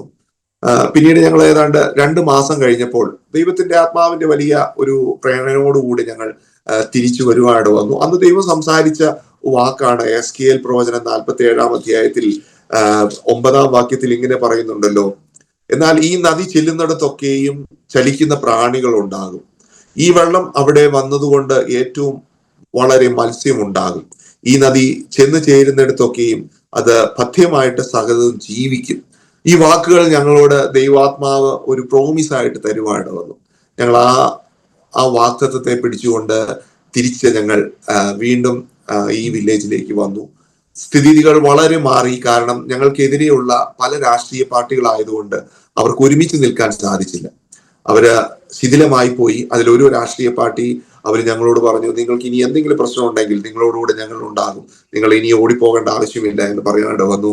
അതോടെ ആ യുവാക്കളായ ആളുകൾക്ക് എതിരെ വളരെ ദിവസങ്ങൾ ഇവിടെ നാട്ടുകൂട്ടം എന്ന് പറയുന്ന പഞ്ചായത്താണ് അവരെ വിധിക്കുന്ന കാര്യങ്ങൾ ചെയ്യുന്നത്. പല പ്രാവശ്യം പല ആളുകൾ വന്നു, ഒരുമിച്ച് കൂടി പല വിധികൾ നടത്തി ആ വിശ്വാസത്തിൽ നിന്ന് തിരിച്ചു വരേണ്ടതിന് വേണ്ടി. അവരെല്ലാം പറഞ്ഞു, 5 യുവാക്കൾ ഒരുമിച്ച് പറഞ്ഞു, ഞങ്ങൾ മരിക്കുമെങ്കിൽ മരിക്കും, ഈ യേശുവിനെ ഞങ്ങൾ ഇനി തള്ളിപ്പറയില്ല എന്ന്. അവരുടെ ജീവിതത്തിൽ അതുപോലെ ദൈവത്തിന്റെ പ്രവൃത്തി ഉണ്ടാകുവാൻ ഇടവന്നു എന്നുള്ളതാണ് ദൈവിക അത്ഭുതം എന്ന് പറയുന്നത്. അതിനുശേഷം ഞങ്ങൾ വന്നതിന് ശേഷം ഞങ്ങൾ ഒരുമിച്ച് നിന്നു.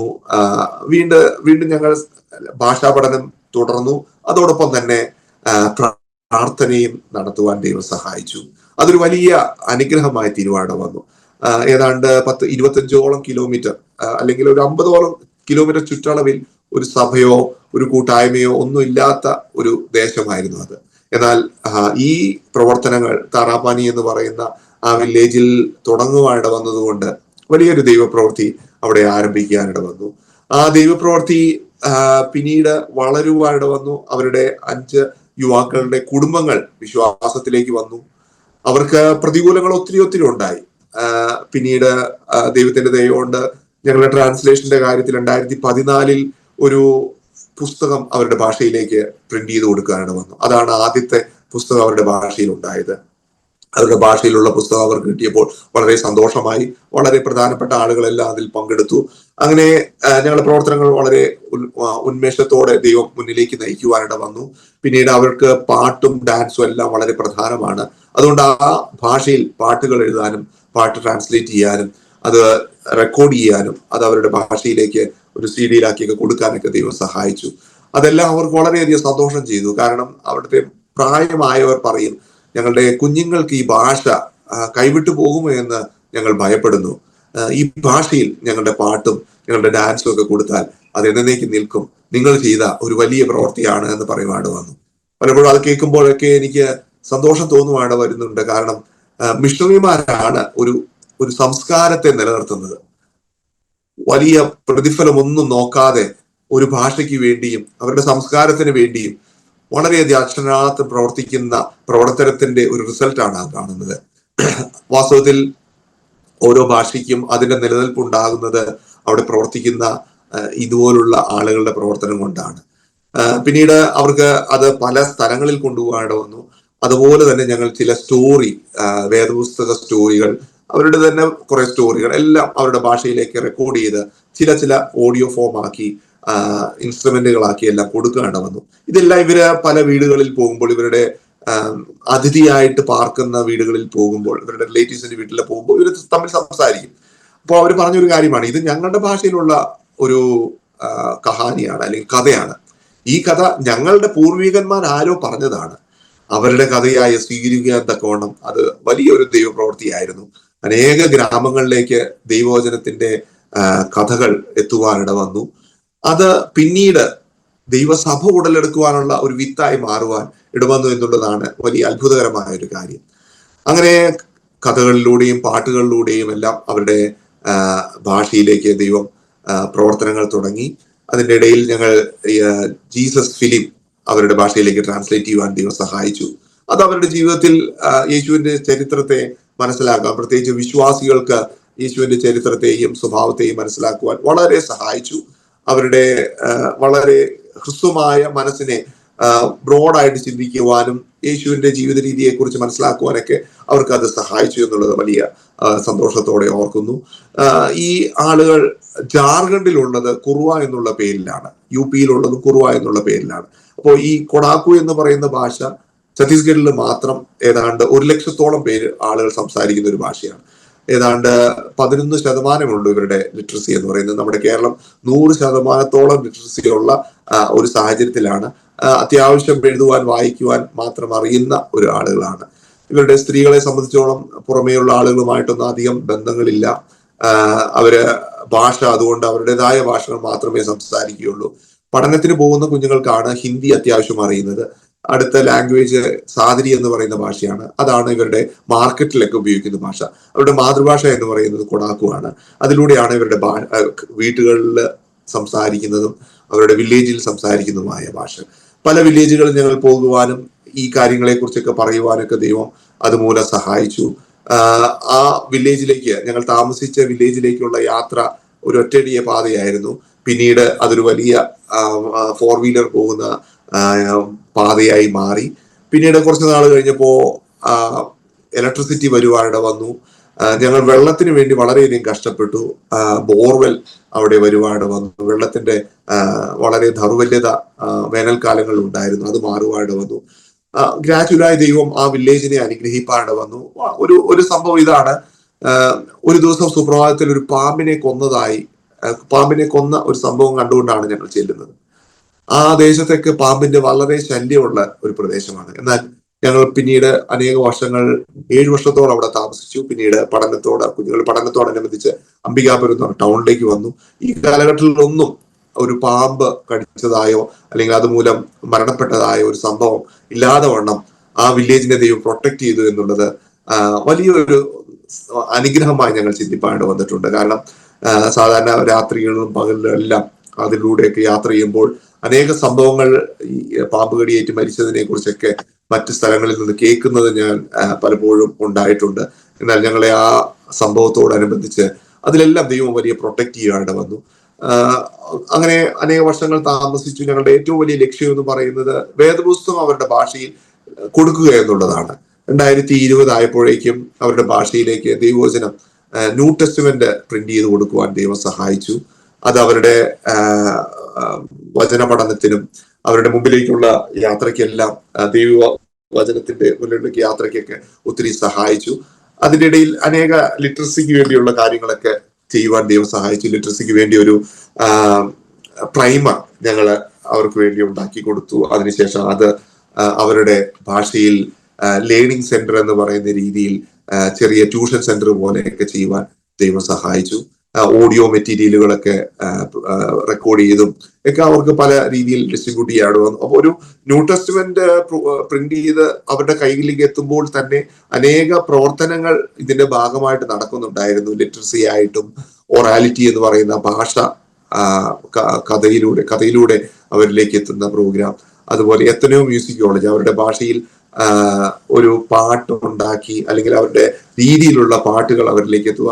അതുപോലെ തന്നെ ഗ്രാമർ, ഫോണോളജി, അങ്ങനെയുള്ള കുറെ ഗ്രാമർ വർക്കുകളും ലാംഗ്വേജ് വർക്കുകളും ചെയ്യുവാനിട വന്നു. ഡിക്ഷണറി അവരുടെ ഭാഷയിൽ കൊടുക്കുവാൻ ദൈവം സഹായിച്ചു. അതുപോലുള്ള പല കാര്യങ്ങൾ, മൊബൈൽ ആപ്ലിക്കേഷനുകളെല്ലാം ചെയ്യുവാനിട വന്നു. അതെല്ലാം ഒത്തിരി ആളുകളുടെ സഹായം കൊണ്ടാണ് ഞങ്ങൾ ടീമായിട്ട് വന്നത്. അതിനുവേണ്ടിയുള്ള പല സാഹചര്യങ്ങൾ ദൈവം ഒരുക്കുവായിട്ട് വന്നു. അതൊക്കെ ഉപയോഗിക്കുവാനും അതുമൂലം ആളുകളുടെ ജീവിതത്തിൽ വ്യത്യാസങ്ങൾ വരുവാനും ദൈവം സഹായിച്ചു. പലർക്കും സ്കൂളിൽ കുഞ്ഞുങ്ങളെ പഠിക്കാൻ വിടണമെന്നുള്ള ചിന്തയില്ലാത്ത ആളുകളാണ് ഈ ട്രൈബിലുള്ളവർ. കാരണം അവർ പറയുന്നത് പഠിത്തം കൊണ്ട് എന്താ ആവശ്യം, ഒരാൾ 10 വരെ പഠിച്ചു അല്ലെങ്കിൽ ഡിഗ്രി വരെ പഠിച്ചു, അദ്ദേഹത്തിന് ജോലിയില്ല. ഇവിടുത്തെ ആളുകൾക്ക് ജോലി കിട്ടാൻ വളരെ പ്രയാസമാണ്. ജോലിക്ക് വേണ്ടി അവര് കൈക്കൂലി കൊടുത്താൽ അത് അവരുടെ കയ്യിലെ പൈസ നഷ്ടമാകുന്നതല്ലാതെ ഒരു പ്രയോജനമില്ലാതാകുന്നു. അവരുടെ വീട്ടിൽ നിൽക്കുകയാണെങ്കിൽ അവരുടെ കന്നുകാലികളെ നോക്കാം, കൃഷി ചെയ്യുന്നതിന് വേണ്ടിയുള്ള സാഹചര്യങ്ങൾ ചെയ്യാം. അപ്പോൾ അതാണ് അവർക്ക് എപ്പോഴും പ്രോഫിറ്റ് ആയിട്ടിരിക്കുന്നത്. പക്ഷേ വർഷങ്ങൾ കഴിഞ്ഞപ്പോൾ കുഞ്ഞുങ്ങളെ സ്കൂളിൽ വിടുന്നതിന് വേണ്ടിയുള്ള സാഹചര്യങ്ങൾ ഉണ്ടായി. അനേക വിശ്വാസികൾ ദൈവം തന്നു. ഇന്ന് ആ വില്ലേജിൽ ഏതാണ്ട് പകുതിയിലധികം ആളുകൾ വിശ്വാസത്തിലേക്ക് വരുവാൻ ദൈവം സഹായിച്ചു.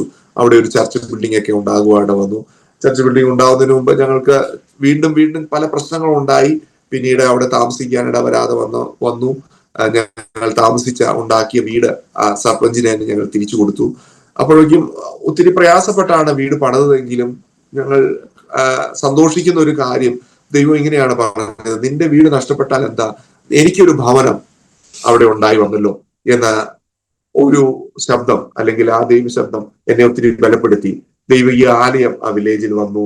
അവിടെ ആരാധിക്കുന്നതിന് വേണ്ടി ഏതാണ്ട് 100-120 പേരോളം ഇപ്പോഴുണ്ട്. അങ്ങനെയുള്ള വലിയ പ്രവർത്തികൾ അവിടെ നടക്കുവാണ് വന്നു. അന്ന് വിശ്വാസത്തിൽ വന്ന പല യുവാക്കളും ഇന്നിപ്പോൾ പാസ്റ്റേഴ്സ് ആയിട്ട് പല വില്ലേജിലേക്ക് പോവുകയാണ് വന്നു. 2019-20 കാലഘട്ടത്തിലുള്ള കൊറോണയുടെ സമയത്ത് ഈ വില്ലേജുകളിലെല്ലാം ഇരുന്ന് പ്രാർത്ഥിപ്പാൻ അവർ ആരംഭിച്ചു. ആ വില്ലേജുകളൊക്കെ ഓരോ സഭകളാക്കി ദൈവം രൂപാന്തരപ്പെടുത്തി.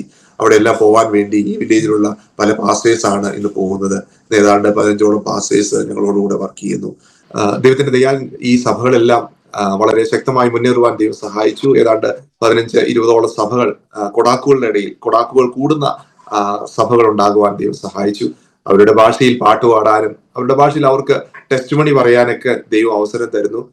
അനേകം ആളുകൾക്കൊന്നും ഹിന്ദി അത്രയ്ക്ക് അറിയില്ല. അത്യാവശ്യം സർഗുജിയാണ് വീണ്ടും അവർക്ക് കുറച്ചുകൂടി അറിയാവുന്ന. കൊടാക്കു ഭാഷയിൽ അവർക്ക് പറയാൻ ലഭിക്കുന്ന അവസരങ്ങൾ അത് വളരെ സന്തോഷത്തോടെ അവർ ഉപയോഗിക്കും. ഈ കൊടാക്കു ചർച്ചകളിലെല്ലാം അവരുടെ കൊടാക്കുവിലുള്ള ടെസ്റ്റ് മണിയൊക്കെ പറഞ്ഞ് ഉള്ള രീതിയിലാണ് അവർ മുന്നോട്ട് പോകുന്നത്. അതുകൊണ്ട് അവർക്ക് അവരുടേതാണ്, അവരുടെ സഭകൾ അവരുടേതാണ് എന്നുള്ള ഒരു വലിയ അവബോധം അവരുടെ ജീവിതത്തിൽ ഉണ്ടാകുന്നു. ദൈവവചനം അവർക്ക് ലഭിച്ചത് അത് അവർക്ക് ഉന്മേഷത്തിലേക്കും വിശ്വാസത്തിൽ ശക്തിപ്പെടുവാനല്ല ദൈവം ഇടയാക്കുന്നു. ഞാൻ പ്രിപ്പയർ ചെയ്തൊരു പവർ പോയിന്റും കൂടി ഇതിന്റെ കൂടെ കാണിക്കുവാൻ ആഗ്രഹിക്കുന്നു. കുറച്ചും കൂടി കൂടുതൽ വ്യക്തമാകുവാനും കുറച്ച് ഫോട്ടോസ് ഒക്കെ അതിനകത്തുണ്ട്, അതും കൂടി എക്സ്പ്ലെയിൻ ചെയ്യാൻ ആഗ്രഹിക്കുന്നു. അതും ഇതിനോടുകൂടെ ഞാൻ ഒന്ന് കാണിക്കുവാൻ ആഗ്രഹിക്കുന്നു. ഞങ്ങളുടെ ഫാമിലിയാണ് കാണുന്നത്. വൈഫ് ലിസ, മോൻ ഏബൽ, ആൽവിൻ, ഏഞ്ചൽ. ലിസ തൃശ്ശൂരിൽ നിന്നാണ്. അവിടെയുള്ള മാരാക്കിൽ IPC ചർച്ചിലെ മെമ്പറാണ്. മോൻ ഡിഗ്രിക്ക് പഠിക്കുന്നു. മോള് 10ാം ക്ലാസ്സിൽ പഠിക്കുന്നു. ഇളയാള് 5ാം ക്ലാസ്സിൽ പഠിക്കുന്നു. ഇതാണ് ഞങ്ങളുടെ ഫാമിലി. ഞങ്ങൾ പാർത്ത് വർക്ക് ചെയ്തിരുന്ന സ്ഥലം ഇന്ത്യയുടെ നോർത്ത് ഈസ്റ്റ് സൈഡിലായ ഛത്തീസ്ഗഡിലാണ്. ഛത്തീസ്ഗഡിലെ നോർത്ത് ഭാഗത്ത് ജാർഖണ്ഡ്, UP ഈ 2 സ്റ്റേറ്റുകളുടെയും കൂടെ ഒരുമിച്ചുള്ള ഒരു സ്ഥലമാണ്. സർഗുജ എന്ന് പറഞ്ഞ ഡിസ്ട്രിക്റ്റ് ആയിരുന്നു പണ്ടുണ്ടായിരുന്നു. അതെന്നാൽ പല ഡിവിഷനായിട്ട് ഡിവൈഡ് ചെയ്തു. ഇന്നിപ്പോ 3 ഡിസ്ട്രിക്റ്റുകളുണ്ട്. ആ ഡിസ്ട്രിക്റ്റുകളിലാണ് ഈ കൊടാക്കു എന്ന് പറയുന്ന ആളുകൾ താമസിക്കുന്നത്. ഏതാണ്ട് 1 ലക്ഷത്തോളം ആളുകളുണ്ട് ഈ ഛത്തീസ്ഗഡ്, ജാർഖണ്ഡ്, UP 3 സ്റ്റേറ്റിലുള്ള. അവരുടെ കൂടുതൽ കോൺസെൻട്രേഷൻ, കൂടുതൽ ആളുകൾ താമസിക്കുന്നത് ഛത്തീസ്ഗഡിലാണ്. അതുകൊണ്ടാണ് ഛത്തീസ്ഗഡിലെ ഭാഷാ പഠനത്തിനും ഛത്തീസ്ഗഡിലുള്ള കാര്യങ്ങൾക്കും ഞങ്ങൾ കൂടുതൽ മുൻഗണന കൊടുത്തത്. എന്നാൽ ഈ ട്രാൻസ്ലേഷന്റെ കാര്യങ്ങളൊക്കെ ജാർഖണ്ഡിലും ഉത്തർപ്രദേശിലും ഒക്കെ വളരെ റിലവന്റ് ആയിട്ട് ഉപയോഗിക്കാൻ കഴിയുന്ന ഒരു ഭാഷയാണ്. ഞങ്ങൾ ആദ്യം പാർത്തുകൊണ്ടിരുന്ന സ്ഥലമാണ് താറാപ്പാനി എന്ന് പറയുന്ന സ്ഥലം. അങ്ങോട്ടുള്ള ഒരു വഴിയാണ് ഈ പ്രസന്റേഷനിൽ കാണുന്നത്. അതിന്റെ താഴെയാണ് ആ വില്ലേജ് കാണുന്നത്. എല്ലാം 3 സൈഡുകളും ഫോറസ്റ്റ് ചുറ്റപ്പെട്ടതും ഒരു സൈഡിൽ ഒരു നദിയുള്ളതുമായ ഒരു സ്ഥലമാണ്. ദൈവം അയച്ചിട്ട് അങ്ങോട്ട് പോയി എന്ന് പറയത്തക്കവണ്ണം ഒത്തിരി അത്ഭുതങ്ങൾ ഞങ്ങൾക്ക് അവിടെ കാണാൻ സാധിച്ചു. ഏറ്റവും വലിയൊരു അനുഗ്രഹം എന്ന് പറയുന്നത് അത് ഇന്ന് അനേകം വിശ്വാസികളുടെ ഒരു ഗ്രാമമായി മാറി. ഇന്ന് നോർത്ത് ഇന്ത്യയിൽ വളരെ പ്രയാസങ്ങൾ, പ്രോസിക്യൂഷനൊക്കെ ഉണ്ട്. പക്ഷെ ആ വില്ലേജിലുള്ള ആളുകൾ ഭൂരിപക്ഷവും ഈ വിശ്വാസത്തിലായതുകൊണ്ട് സ്വാതന്ത്ര്യമായി ഞങ്ങൾക്ക് അവിടെ ആരാധിക്കാനും ദൈവത്തെ സ്തുതിപ്പാനെല്ലാം ഇടവരുന്നു. പ്രശ്നങ്ങളുണ്ട്, പല ത്രട്ടണിങ് എപ്പോഴും വരും, നിങ്ങളുടെ ചർച്ച് നശിപ്പിക്കും, അല്ലെങ്കിൽ നിങ്ങളെ കൂടാൻ അനുവദിക്കില്ല എന്നൊക്കെ പറയും. എങ്കിലും ദൈവം അനുവദിച്ച് ഞങ്ങൾക്ക് ഇപ്പോൾ അവിടെ കൂടുന്നതിനൊക്കെ ദൈവം സഹായം തരുന്നു. ഞങ്ങൾ പാർക്കുന്ന വില്ലേജിലെ പല വീടുകളും ഈ രീതിയിലാണ്, മണ്ണുകൊണ്ട് പണിതതും അതുപോലെ ടൈലിട്ടതുമായ വീടുകളാണ് ഈ ഗ്രാമക്കാർ താമസിക്കുന്നത്. ഞങ്ങൾക്ക് ആദ്യമായി താമസിക്കാൻ ലഭിച്ച ഒരു ഭവനം ഇതാണ്. പലപ്പോഴും ഞാനത് ഞങ്ങളുടെ ഒരു സ്വപ്ന കൊട്ടാരം എന്ന് ഞാൻ പറയാറുണ്ട്. കാരണം അവരുടെ ഇടയിൽ താമസിക്കാനായി വർഷങ്ങൾക്ക് മുമ്പ് ആരോ പണിത് വെച്ച ഒരു വീട്ടിൽ വാടകയ്ക്ക് ഞങ്ങൾക്ക് താമസിക്കാൻ അവസരം തന്നു. സാധാരണ ഇങ്ങനെ വില്ലേജുകളിലൊന്നും വാടകയ്ക്ക് താമസിക്കാനൊന്നും ആരും വീട് പണിയാറില്ല. അവർക്ക് താമസിക്കാനുള്ള വീടല്ലാതെ അങ്ങനെയൊന്നും കിട്ടില്ല. എന്നാൽ ഈ വീട് ഞങ്ങൾക്ക് വേണ്ടി ഒരുക്കിയിരുന്ന ദൈവം. അവിടെയാണ് ഞങ്ങളുടെ ഭാഷാ പഠനത്തിന്റെ തുടക്ക സമയങ്ങളെല്ലാം ഉണ്ടായിരുന്നത്. എന്റെ സ്വദേശത്തുള്ള വീടാണ് റൈറ്റ് സൈഡിൽ കാണുന്നത്. അവിടെ നിന്ന് ഞങ്ങൾ ഈ വീട്ടിലേക്ക് വന്നപ്പോൾ ഒത്തിരി ലിമിറ്റേഷൻ ഉണ്ടായിരുന്നു. വഴിയുടെ സൗകര്യങ്ങളില്ല, ഇലക്ട്രിസിറ്റി ഇല്ല, വെള്ളത്തിന്റെ പ്രയാസങ്ങൾ, അങ്ങനെ പലതും ഉണ്ടെങ്കിലും അതിനെയെല്ലാം തരണം ചെയ്യുവാനായുള്ള ഒരു ദൈവത്തിന്റെ പ്രവൃത്തി, ദൈവത്തിന്റെ ആത്മാവിന്റെ ശക്തി ഞങ്ങളുടെ ജീവിതത്തിൽ ഉണ്ടായതുകൊണ്ട് ഞങ്ങൾക്കത് മുന്നോട്ട് നയിക്കുവാൻ ദൈവം സഹായിച്ചു. പല രീതിയിലൂടെയാണ് ഞങ്ങൾ ഈ ആളുകളുടെ ഇടയിൽ പ്രവർത്തിച്ചത്. ഒറാലിറ്റി എന്ന് പറയുന്ന കഥകളിലൂടെ അല്ലെങ്കിൽ ഓറൽ സ്റ്റോറീസിലൂടെ അവരിലേക്ക് ദൈവവചനം എത്തിക്കുക, അല്ലെങ്കിൽ അവരുടെ കഹാനി, അവരുടെ കഥകൾ വളരെ റിലവന്റ് ആയിട്ട് അവരിലേക്ക് എത്തിക്കുക. ലിറ്ററസി, അവരുടെ ഭാഷയിൽ സാക്ഷരത ഉണ്ടാക്കുക, മാതൃഭാഷ പ്രവർത്തകരെ ട്രെയിൻ ചെയ്യുക, മദർ ടങ് ട്രാൻസ്ലേഷൻ ട്രെയിനിങ് അതൊരു ഭാഗമായിരുന്നു. സോഷ്യൽ വർക്ക്, ദൈവവചനത്തിന്റെ ഒരു വലിയ പ്രധാനപ്പെട്ട ഒരു കാര്യം തന്നെയാണ് സാമൂഹിക പ്രവർത്തനം എന്ന് പറയുന്നത്. ആത്മാവിൽ ഹൃദയങ്ങൾക്ക് രൂപാന്തരം നൽകുമ്പോൾ തന്നെ അവരുടെ ബാഹ്യ ജീവിതത്തിലും ദൈവം അത്ഭുതം പ്രവർത്തിക്കുന്നു, അല്ലെങ്കിൽ വ്യതിയാനങ്ങൾ വരുത്തുന്നു എന്നുള്ളതായിരുന്നു അതിന്റെ ഉദ്ദേശം. ഞങ്ങൾ പല മെഡിക്കൽ വർക്കുകളും മെഡിക്കൽ ക്യാമ്പുകൾ ചെയ്യുവാനെല്ലാം ദൈവം സഹായിച്ചു. എത്നോമ്യൂസിക്കോളജി എന്ന് പറയുന്ന അവരുടെ ഭാഷയിൽ തന്നെയുള്ള പാട്ടുകൾ അവർക്ക് വേണ്ടി അത് കമ്പോസ് ചെയ്ത് അത് റെക്കോർഡ് ചെയ്ത് CD-യിലും മറ്റു ഉപകരണങ്ങളിലുമാക്കി അവർക്ക് കൊടുക്കുക എന്നുള്ളതാണ്. ആ രീതിയിലൂടെയാണ് ഞങ്ങൾ പ്രവർത്തിച്ചത്. കൊടാക്കു ഭാഷാ വികാസ് സമിതി എന്ന് പറയുന്ന ഒരു സമിതി ഉണ്ടാക്കുവാനും അവരുടെ ലോക്കലായിട്ടുള്ള ആളുകൾ അതിനകത്ത് പ്രധാന ആളുകളായി വരികയും അവർ ഈ ഭാഷയ്ക്ക് വേണ്ടി ഒത്തിരി കോൺട്രിബ്യൂഷൻ ചെയ്തു. ഭാഷ അവരുടേതായതുകൊണ്ട് അവരാണ് അതിന്റെ ടീച്ചേഴ്സ് ആയിട്ട്, ഞങ്ങൾ ഭാഷ പഠിക്കുന്നതിന് വേണ്ടിയാണ് അവരുടെ ഇടയിലായിരുന്നത്. അങ്ങനെയുള്ള കാര്യങ്ങളൊക്കെ ചെയ്യുവാനിട വന്നു. ആദ്യമായി ഞങ്ങൾ പ്രവർത്തനം തുടങ്ങി പല സ്ഥലങ്ങളിലേക്ക് ചർച്ചുകൾ എസ്റ്റാബ്ലിഷ് ചെയ്തപ്പോൾ പല വില്ലേജുകളിൽ ചെറിയ ചെറിയ കൂട്ടങ്ങൾ ഉണ്ടാകേണ്ട വന്നു. വിവർത്തനത്തിന് വേണ്ടി വിജയ്, സുരേഷ് എന്ന് പറയുന്ന 2 വ്യക്തികൾ ഞങ്ങളോടുകൂടി പ്രവർത്തിച്ചു. അവരിന്നും ഞങ്ങളോടുകൂടി പ്രവർത്തിക്കുന്നുണ്ട്. അതുകൂടാതെ സ്ക്രിപ്ചർ എൻഗേജ്മെന്റ്, ഭാഷാ പഠനത്തിലൂടെ ഉണ്ടാകുന്ന കാര്യങ്ങൾ പറഞ്ഞു കൊടുക്കുന്നതിന് വേണ്ടി വേദപുസ്തക സ്ക്രിപ്ചർ എൻഗേജിന് വേണ്ടി ഒരു കൂട്ടം ആളുകളും ഞങ്ങളോടുകൂടെ വർക്ക് ചെയ്യുന്നു. മെഡിക്കൽ ക്യാമ്പുകളൊക്കെ പലതും ചെയ്യുവാൻ സാധിച്ചു. ടൗണിലുള്ള ഹോളി ക്രോസ് എന്ന് പറയുന്ന ആ ഹോസ്പിറ്റലിനോടനുബന്ധിച്ച് പല ഡോക്ടേഴ്സ് ഞങ്ങളുടെ അടുത്ത് വരുവാനും ആ വില്ലേജിൽ അവർക്ക് അതിൻ്റെതായ ട്രീറ്റ്മെന്റ് ഒക്കെ ചെയ്യാനൊക്കെ ദൈവം സഹായിച്ചു. അതൊക്കെ ഉണ്ടായ റിസൾട്ട് എന്തെന്ന് ചോദിച്ചാൽ, ഹോസ്പിറ്റലുകളിൽ പോകാത്ത ഒരു സമൂഹമാണ് ഇത്. ഒന്നാമത്തെ കാര്യം, അവർക്ക് ഭാഷയ്ക്ക് പ്രയാസമുണ്ട്, ഡോക്ടറോട് കാര്യം പറഞ്ഞ് മനസ്സിലാക്കാൻ ബുദ്ധിമുട്ടാണ്. രണ്ടാമത്തെ കാര്യം, മിക്കവാറും ഇവര് ട്രീറ്റ്മെന്റിന് വേണ്ടി മന്ത്രവാദികളുടെ അടുക്കലാണ് പോകുന്നത്. 10 രൂപ കൊടുത്താൽ മന്ത്രവാദി എന്തെങ്കിലും മന്ത്രം ചെയ്ത് അവരെ അങ്ങോട്ട് ആ രീതിയിലാക്കുന്നത് കൊണ്ട് അവരാരും ഹോസ്പിറ്റലിൽ പോകാറില്ല. പക്ഷെ ഇങ്ങനെയുള്ള മെഡിക്കൽ ക്യാമ്പുകളും എല്ലാം അവരുടെ ജീവിതത്തിൽ ഹോസ്പിറ്റലിൽ പോകാനും ട്രീറ്റ്മെന്റ് എടുക്കാനൊക്കെ ദൈവം സഹായിക്കുന്നു. ഞങ്ങൾക്ക് വളരെ ദുഃഖകരമായ ഒരു അവസ്ഥ, ഞങ്ങളുടെ വില്ലേജിൽ നിന്നൊരു സഹോദരിയെ കല്യാണം കഴിച്ച് മറ്റൊരു വില്ലേജിലേക്ക് വിട്ടു. അവൾ പ്രഗ്നന്റ് ആയി. അവളുടെ ട്രീറ്റ്മെന്റിന് വേണ്ടി ടൗണിൽ പോയി ചെയ്യേണ്ട കാര്യങ്ങൾ ചെയ്യാതിരുന്നത് കൊണ്ട് അവിടെ ലോക്കൽ ഒരു ഡോക്ടറിന്റെ അടുത്ത് പോയി ചില ദിവസങ്ങൾ അവർ ട്രീറ്റ് ചെയ്തു. അതിനുശേഷം വളരെ സീരിയസ് ആയി ഞങ്ങൾ അവിടെ ചെന്ന് അവിടെ ഹോസ്പിറ്റലിലേക്ക് കൊണ്ടുവന്നു. ടൗണിലുള്ള ഹോസ്പിറ്റലിൽ ട്രീറ്റ് ചെയ്തപ്പോൾ ഡോക്ടർ പറഞ്ഞത് ഇങ്ങനെയാണ്, കുഞ്ഞ് മരിച്ചുപോയി. മരിച്ചിട്ട് 2-3 ദിവസങ്ങളായി. ഈ ഇൻഫെക്ഷൻ മാതാവിനെയും കൂടി ബാധിച്ച് ഇനി മാതാവ് മരിക്കുവാനിട വരും, അത്രമാത്രം സീരിയസ് സ്റ്റേജ് ആയിരുന്നു. പിന്നീട് ആ കുഞ്ഞിനെ പുറത്തെടുത്തു, അത് അടക്കുവാനിട വന്നു. അവൾ തിരിച്ച് വില്ലേജിലേക്ക് പോയി. പക്ഷെ ഞാനിങ്ങനെ ചിന്തിപ്പാട വന്നു, ആ കുഞ്ഞ് ജീവിച്ചിരിക്കുന്നു എന്ന് പോലും ചെക്ക് ചെയ്യാനുള്ള ഒരു സംവിധാനം ഇല്ലാത്ത ചെറിയ ചെറിയ ചെറിയ ഡിസ്പെൻസറികളാണ് വില്ലേജുകളുള്ളത്. ഒരു ചെറിയ എക്കോ ചെയ്യാനൊക്കെ സംവിധാനങ്ങൾ ഉണ്ടായിരുന്നെങ്കിൽ അത് സംഭവിക്കില്ലായിരുന്നു എന്നൊക്കെ എന്റെ മനസ്സിൽ അന്ന് ചിന്തിപ്പാൻ ഇട വന്നു. അതുപോലുള്ള ലിമിറ്റഡ് ആയിട്ടുള്ള മെഡിക്കൽ ഫെസിലിറ്റിയാണ് ഇവിടെ ഉള്ളത്. ഹാർട്ടിനോ അല്ലെങ്കിൽ ബ്രെയിനിനോ എന്തെങ്കിലുമൊക്കെ പ്രയാസങ്ങൾ ഉണ്ടായാൽ ഇവിടുന്ന് റായ്പൂർ എന്ന് പറയുന്ന സ്ഥലത്തേക്ക് ഏതാണ്ട് 8 മണിക്കൂർ 10 മണിക്കൂർ യാത്രയുണ്ട്. അവിടെയൊക്കെ പോയാലാണ് അതിന്റെ ട്രീറ്റ്മെന്റ് ഉണ്ടാകുകയുള്ളൂ. ഞങ്ങളോടൊപ്പം വർക്ക് ചെയ്ത ഒരു സഹോദരന് പ്രത്യേകിച്ച് പെട്ടെന്ന് ഒരു ഹൃദയത്തിന് പ്രയാസം ഉണ്ടായപ്പോൾ 8 മണിക്കൂറോളം യാത്ര ചെയ്തിട്ട് അവിടെ ചെന്നാണ് ട്രീറ്റ്മെന്റ് എല്ലാം എടുക്കാൻ വന്നത്. അപ്പോ അങ്ങനെ ഒത്തിരി സീരിയസ് ആയുള്ള കാര്യങ്ങൾക്കെല്ലാം ഇപ്പോൾ ആളുകൾ പോകുന്നതിന് വേണ്ടിയുള്ള സാഹചര്യങ്ങൾ ഉണ്ടാകേണ്ട വന്നു. ഈ മെഡിക്കൽ ക്യാമ്പുകളെല്ലാം അങ്ങനെ ഒരു ഗുണം ചെയ്യുവാണ്ട് വന്നു. മറ്റൊരു കാര്യം, വില്ലേജിൽ ചെറിയ കുട്ടികളായിരുന്ന ചിലർക്ക് വളരെ ഈ സോറിയാസിന്റെ പ്രയാസങ്ങളും ഒക്കെ ഉണ്ടായ ഒരു സംഭവത്തെ ഞാൻ ഓർക്കുകയാണ്. അന്നത്തെ അധ്യാപകനായ ആ വില്ലേജിലുള്ള ഒരു ടീച്ചർ എൻ്റെ അടുത്ത് പറഞ്ഞു, നിങ്ങൾക്ക് കഴിയുമെങ്കിൽ അവരെ ഒന്ന് പോയി കണ്ട് അവരോട് ട്രീറ്റ്മെന്റ് കാര്യങ്ങൾ പറയാൻ പറഞ്ഞു.